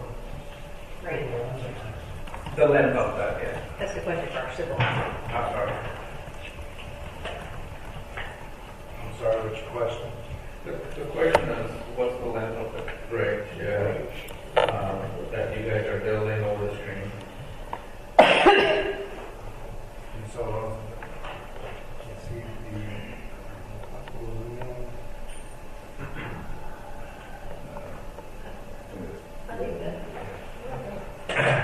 I'm proposing a 50-foot pipe that goes underneath there. The width of the roadway, the travelway, we're proposing to be 40 foot wide with pipe. The drainage area down to that point, basically, this feature is fed off the parking lot of John Deere. They have a flume coming off the backside of the parking lot that comes down through there. There's about 5 acres of drainage. It's only a 24-inch pipe. It's not a big crossing. Okay, so the way it was looking top, it was kind of little. Okay. So that's a culvert and not a bridge? Correct. It's going to be a culvert. It was just investigated and deemed to be a stream. But basically, the runoff we're getting is going to be from the adjacent parking lot of John Deere. They have a flume coming off the back of the parking lot down the hill, and that's what's going to feed that. So the stream on this property is it intermittent, or it's been designated as a stream? It's been designated as a stream. But it's not really a pretty. Yeah, it basically, it's fed by the runoff from the parking lot. So, once again, I'm very visual, so if you have a picture example, obviously not this one, but something that would be similar to this in scope of down the road, because I was thinking that was a bridge, but it sounds like Right, it's going to be going right underneath it. So, just to give us a little bit more knowledge about that, Okay. before next time would be helpful. To me personally. Any other questions? This gentleman or gentleman? Okay. I guess we're ready to summarize, and then you probably have any questions to some of your witnesses. Yes, so I would like to summarize the conformance with these 7 standards, just what they are and how we feel like we've addressed those. The first, section 2.5.5.D.1, the proposed development will not materially endanger the public health or safety. We have provided testimony from Keith Mercer, our operations manager, and Randy Miller, our civil engineer. We presented a safety plan to establish that we do have a safety plan for this concrete plant, and that we have many measures that we're planning to ensure the safety, and that we feel that there are emergency services nearby. Second. Quick question on that. Would there be a gate at J to keep people who shouldn't be in this space out? Not to my knowledge. Is there any gate at the street? Is that typical? Because if no one's at a concrete plant and someone gets in there, even though they're trespassing, they don't have to get hospital and get hurt. Yeah. We can furnish a gate for that. We can provide a gate. It wasn't planned. I don't know. There's not been a big concern on our part about that. I'm just wondering about best practices. Yeah. You say you're good with the gate? Okay. Do a gate. Second standard 2.5.5.D.2, the proposed development will comply with all regulations and standards generally applicable within the zoning district and specifically applicable to a particular type of special use. We provided expert testimony from our civil engineer confirming the compliance with all applicable regulations relating to the operation of a concrete plant and to industrial management zoning regulations. Our engineer has testified that the development will comply with town stormwater requirements related to nitrogen loading, phosphorus loading, runoff control. Proposed development will have a bioretention pond and a wet pond to reduce nitrogen loading.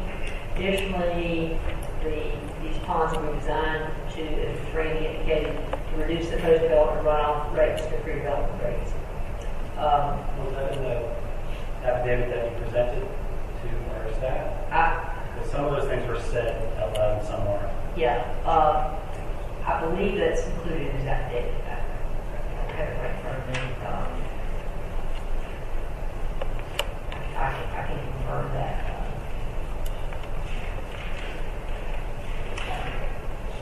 Get that back.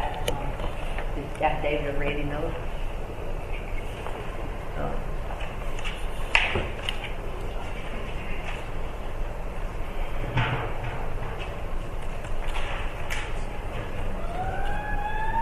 It was in the packet, but I want to make sure that it's presented. Yeah, he does not go into that specificity, but if we can. You might want to print out the entire packet and hand it to our staff to make sure that everything in that. Yeah. Can you confirm though, Randy? Yes, the stormwater facilities on the site will meet all the requirements of the town of Morrisville and the state as far as capturing and treatment. But when I mentioned first half inch of runoff, that's part of it. That component can consist of not only the quality, but the quantity and the quality with nitrogen and phosphorus to the purpose of capturing. Can you confirm about the quantities of the nitrogen loading, et cetera? Yeah, the stormwater pond and bio pond on the site will be designed to reduce the nitrogen loading to the required target rate of 2.2 pounds per acre per year, and phosphorus loading of 0.82 pounds per acre per year. And also the ponds, as part of the requirement, the pre and post development release rate will meet the town's requirements and thresholds. So the pre and post will be the same for the designated storms. The next standard is the proposed development will not substantially injure the value of adjoining property. And we have provided expert testimony from a licensed real estate appraiser confirming no substantial negative impacts. The next standard is section 2.5.5.D.4. The proposed development will be in harmony with the intensity, scale, and character of the development existing or planned in the surrounding area. We've had testimony from our civil engineer and our appraiser that the proposed development will be in harmony with the intensity, scale, and character of the industrial area, which includes truck terminals, commercial garage, warehouses, concrete plant, waste transfer station, in I&M zoning.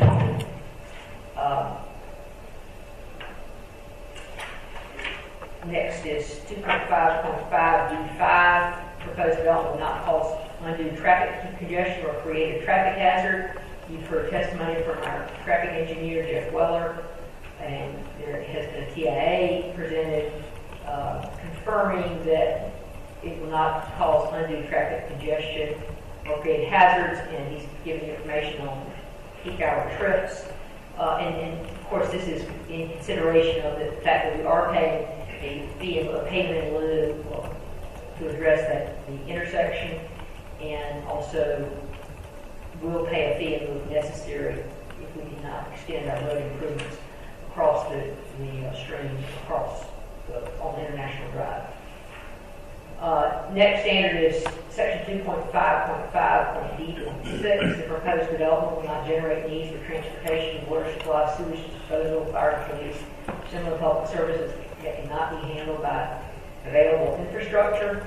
We provide expert testimony from our traffic engineer as to traffic and our civil engineer as to various aspects of the site he believes to be easily handled by existing infrastructure. And we had on section 2.5.5.B.7, the proposed development will be consistent with the comprehensive plan. We have reviewed the comprehensive plan. It is consistent with the future land use map, which designates this property for industrial use. Locating these types of high-intensity industrial uses in a defined industrial area aids in reducing negative impacts to surrounding property. The requested special use permit will allow needed industrial use, which will help meet infrastructure needs, demands in the growing Morrisville area. And we haven't presented evidence on that. I think there's evidence in your staff report as to the compliance with the comprehensive plan, but I have reviewed the comprehensive plan and confirmed to you that this does meet the future land use map, and it does. There's not a lot of discussion about this particular area, but I believe this does satisfy the comprehensive plan. And so, the attorney, is she an expert that she can? I believe that's in the, I think that's in the staff report as well. Okay, and the staff report has been entered into this. Yes, sir. Okay, thank you. So, in summary, we believe the proposed concrete plant complies with the UDO, is compatible with the surrounding uses, and will not endanger nearby properties or public health.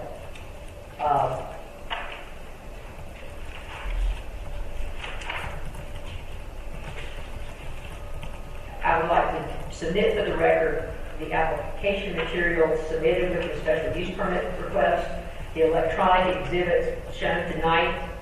I'd like to, I failed to submit this affidavit from Mr. Mercer, our safety witness, and his safety report. I'd like to confirm that our application materials are electronic exhibits, the justification statement submitted with the application, the affidavits of Mr. Miller, Weller, Hester, and Mercer, exhibits A through D. Based on those materials that we submitted as evidence, as well as the testimony presented tonight, we believe this case complies with the UDO, satisfies the 7 standards, and provides competent material and substantial evidence that will allow the council to make necessary findings to grant the requested special use permit. We believe the concrete plant will serve a public need to supply the town and our general community with concrete that needs to continue to grow and prosper. Will add tax base to the town of Morrisville. It's in compliance with the comprehensive plan and will complement other industrial uses along International Drive. We therefore believe it's in the public interest. We have spent significant time and money working with staff to try to ensure that all aspects of the plant are in line with the goals of the UDO in terms of infrastructure, stormwater, and safety. And for those reasons, we request that you approve the special use permit. I realize that will not happen tonight. We know that you've requested several additional pieces of information, which we will endeavor to bring to you. We'll provide you over the next 2 weeks. And to the extent it requires additional testimony, we'll bring that to you on, I think, February 11th. Could I ask our attorney one question? It sounds like from her statement that everything that was presented that we received in our packet is now in evidence, and that she did just demand it about all the electronic data. Is that accurate? That is correct. Okay, that's very helpful. I have one question. Does anyone else have any questions about summary? This is a question about, you asked earlier, like you have 2 cross sections and you would like a waiver. Is that somewhere put in your testimony or like your? Well, that's just a point I wanted to make. That's something that staff has jurisdiction over. General, I think the planning director is allowed to grant a variance or a waiver of that requirement. There's also a possibility that we could have to go to board adjustment for that variance, but I believe that the planning director has the authority to waive that requirement if you're able to show hardships or circumstances that warrant that. Yeah, because I do understand one which is going to the stream, but the other one I'm having a hard time understanding why.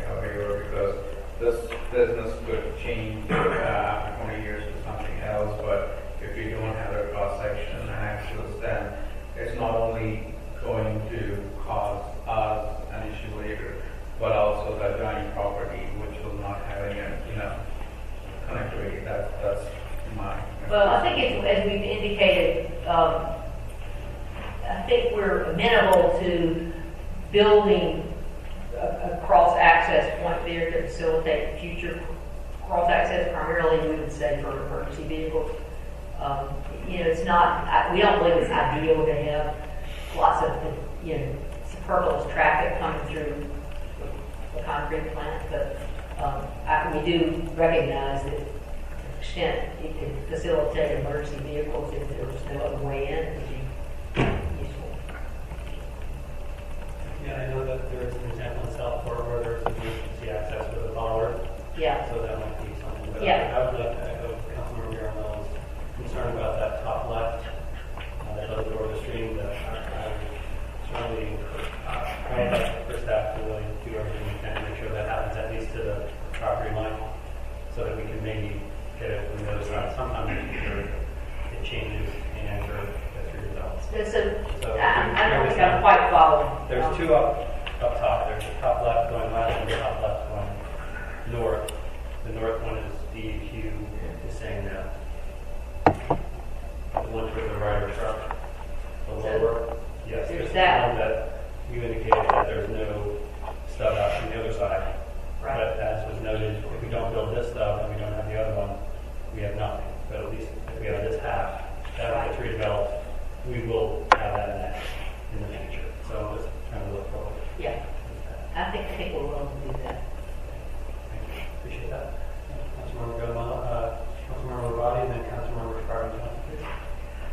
Yes, I respectfully disagree with your assertion that you've met item number 2.5.5.d.6, which is the proposed development of Lamont generating needs for transportation, water supply, sewage disposal, and police protection, and similar public services. I'm specifically concerned about water supply.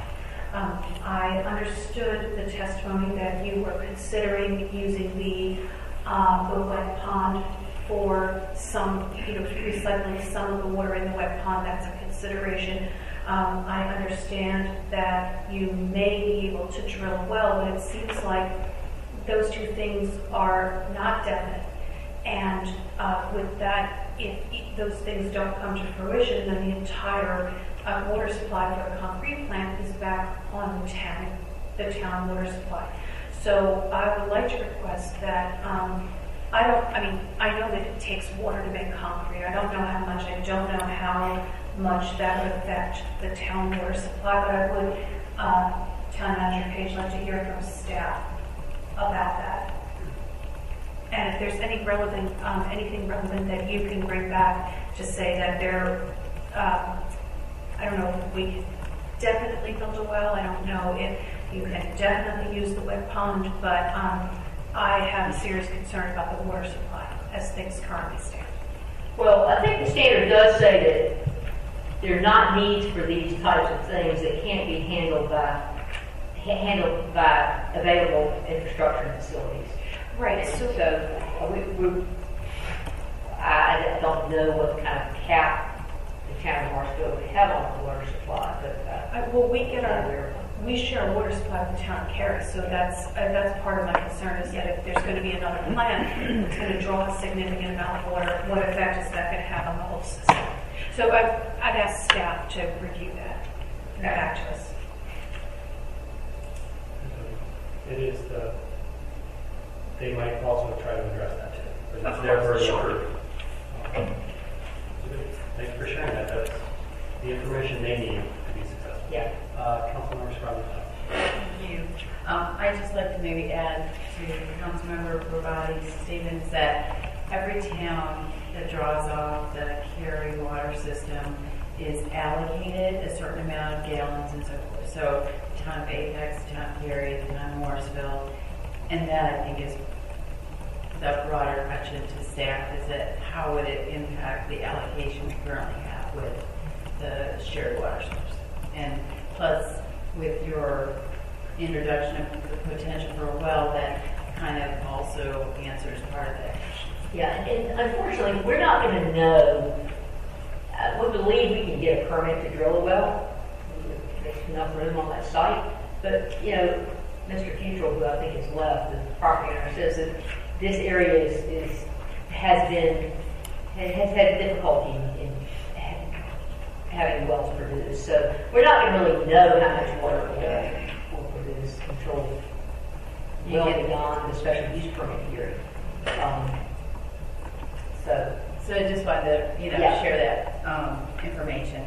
The other thing regarding the second access point, in this preliminary site plan, we have the letters, or I'm not looking at letters right now, but it's on the, I believe this is the west side or the left side. There's also the material storage area for gravel and sand. That may be another potential emergency access point that could be considered. And when I was looking at the aerial of the rental property, they seem to have more parking space there that would be a more logical place for an emergency access versus further north, it did look wooded. And I don't know how recent or accurate some of those aerials were, but there may be a potential to consider a different access point that still gives you good access to the actual planting site. Yeah, and that's something we can certainly consider. Of course, it would require if you move it down to that area.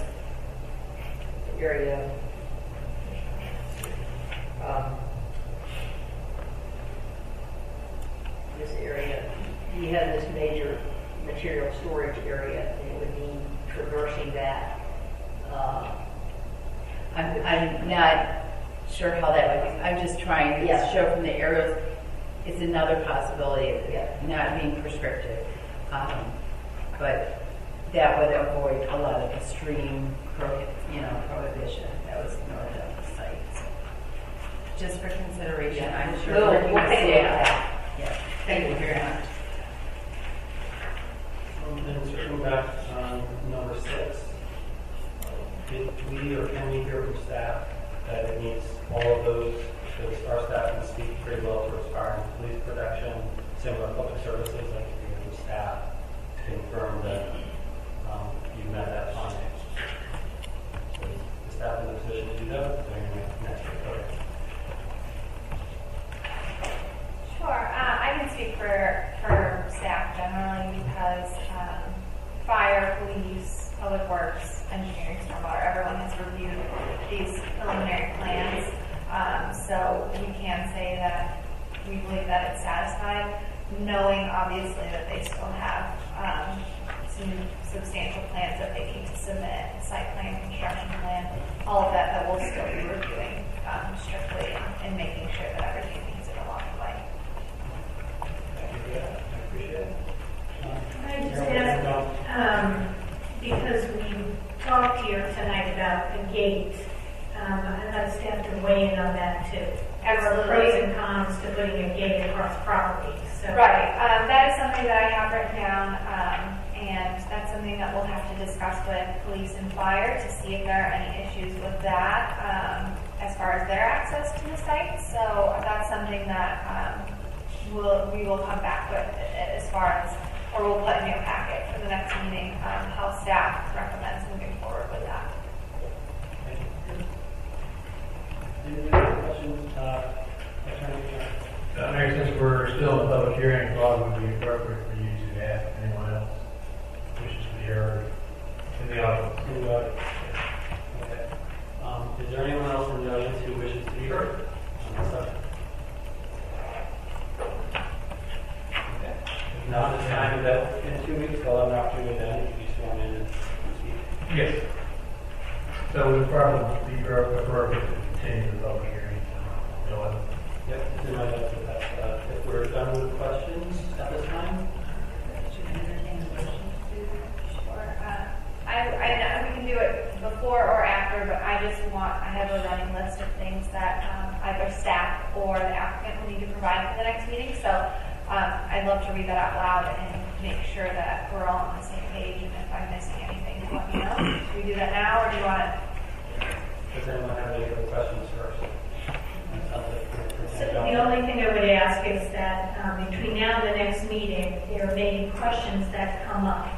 So how do we want to handle that? Do we want to wait till the next meeting, or is there a way you want us to send the questions through email and then to approve?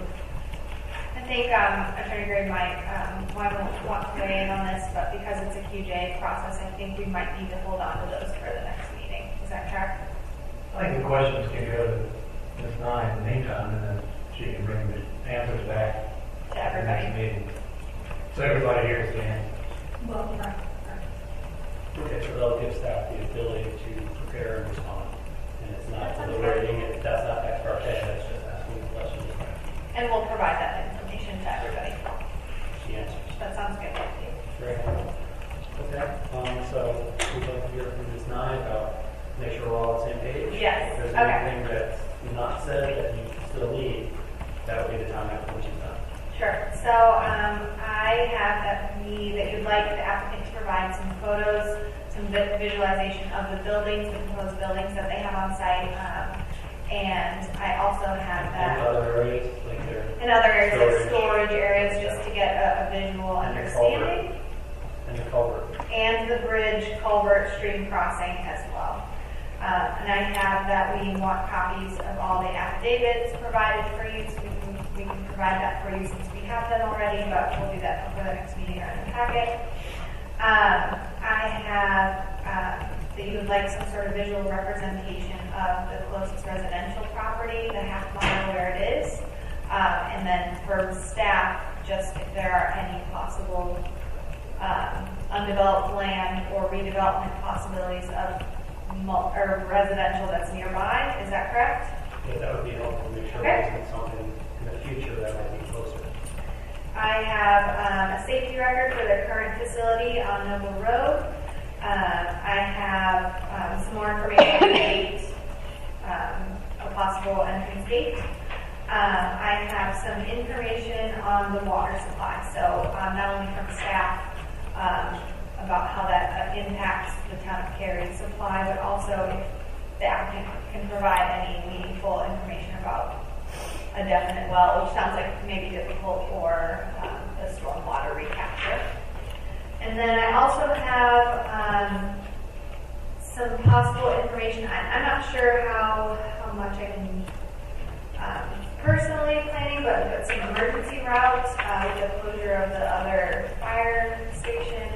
I'm not sure what you guys want for that.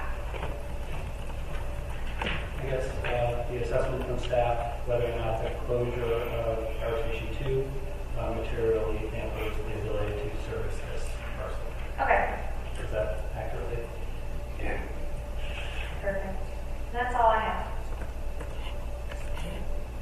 Okay, Alright. give us a minute to digest that. Anything about the right for anyone? And like I stated, you can still send questions if there's one to Ms. Nye. Okay, so at this time, we have the ability to close the public hearing if we wish, but we've asked for more information. They'll need to give us that information. Maybe I didn't decide to suggest that we don't close the public hearing at this time. Everyone agree with that? We'll leave it open. Do we need a motion to leave it open, or just stay open? You can just state that. Okay, so the public hearing will remain open until our next meeting, February 11th. At which time we still want to do it further, or we might close it then. We're intent, at this time, we're scheduled to perhaps take action on the 11th, but that's going to be up to us at that. Just one comment in closing, Mayor, Councilman, I would encourage you to consider the information you received here tonight between now and the next meeting and the additional information you'll get from staff. And then when you eventually do close the public hearing, you'll be then called on to make a decision as to whether the applicant has met the standards. You'll be called on to make findings of fact and to conclude whether the standards have been met. And in your packet, there is a draft resolution, which I would encourage you to review before the next meeting.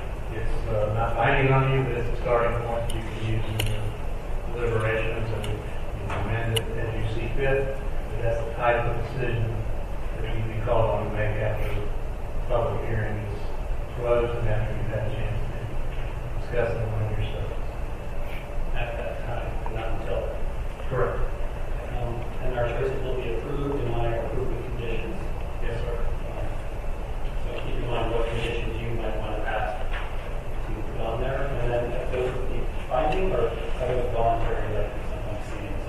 streamlining, and of course, staff has suggested several good ads as well. Okay, so confirm, review those three conditions that I presented, confirm that those will be adequate or not. Okay, statements on this item before we move on. Okay. I'd like to thank the applicant for all the time and effort getting to this point, and we'll see you in 2 weeks. Thank you very much. Thank you. Item, future meetings, events, and citizen involvement opportunities. Just like last time, I'm just going to give you 3 quick save the dates without much explanation. There's Saturday, April 4th for annual Easter egg hunt. Sunday, April 5th at the new event, Vendor Blender, will be up at Seattle Community Center. And Saturday, May 16th is our Spring Fest. So all of those are online at townmorrisville.org. Number 10, council and manager comments. Town manager meeting, or staff, and any additional comments this evening. Yes, sir. I'd like to make 2 comments, please. One, on behalf of staff, I would like to thank Town Council for a productive and rewarding retreat we just had this past weekend. We are looking forward to working on the decisions that you passed along to us. And again, just want to express our thanks for all the hard work you did this past weekend. I'd also like to remind you and the general public that we have a community forum with our state house representatives Adcock, Ball, and John here in Town Council chambers on Thursday, beginning at 6 o'clock. And they will speak and answer questions from our residents. Excellent. Thank you very much. Appreciate that. Council comments at this time. I see Councilmember Rattle. Sorry. Right? Yeah, I feel bad, but I don't want to make comments, but I'll say something too. okay. Well, I just want to thank the council and staff for their retreat, and I think we had a lot of really good discussion, and I think we're going to begin, like I said, the new decade with just executing really, really good things. So if you're listening tonight and you're a citizen, please email our council, come talk to us, because I think we all want to listen to you and learn from you and also learn from each other. So that was great. And just one sidebar is that, I know we're all getting sometimes posts and emails about multifamily and congestion, but I think it's really important for people even listening tonight to know that we are working on the solutions with some of our transportation projects, also during the retreat discussing areas of options of reducing multifamily. So, and a lot of the road projects, not only the McCurtain bypass, which is going to open soon, we believe, a couple of weeks, the McCurtain Parkway widening and the improvement of the intersection of Russell Carpenter Road. So I just wanted to say that tonight, as people who listen to these meetings, that we're doing that. And then I want to thank Mark and staff for the Smart City Assessment, which we selected that year everybody moving forward. So I just want to thank you. Thank you. And as Councilmember Ross said, we'd like to hear from you. You can reach all of us at once at towncouncil@townofmorrisville.org. I want to congratulate the tennis and volleyball teams from Greenville High School. If you're possible to set that picture up on the screen. Each of them won state championships this past season. For the tennis team, it was 3 years in a row. For the volleyball team, it's 4 years in a row. This is actually the yoga demonstration that happened earlier this evening. So for the volleyball, Roxanne and I went to the volleyball finals in Fayetteville, and it was a very exciting matchup. And like I said, this was our 4th in a row. And tennis has been pretty dominant as well. So hope you got a chance to see that photo. Thank you to our staff and my fellow council members for a very productive retreat, as already been said. So far, it appears that we have skipped over the storming portion of group dynamics into norming, and we did some good performing. I got this praise from Kate Johnson. So I'm very pleased. I'm looking forward to being part of this team as we help guide Morrisville to a great future. Did anyone else have anything? Okay, great. So we're going to have a 10-minute break. We'll come back at 9:25 at that clock. We'll be down on the floor. That's when we're going to close session. So we're going to go to closed session now. So that's clear. Anything else for the public before we? No. Okay. Pursuant to North Carolina statute 143.318, 11A, A5, one night. I'm going to go into the closed session for the purposes of discussing the real property acquisition. Second. All those in favor of going to closed session, please say aye. Aye. Any opposed? Okay, it's 9:15, we're now in closed session. Thank you to all the staff who spent the evening with us. See you in a couple of weeks.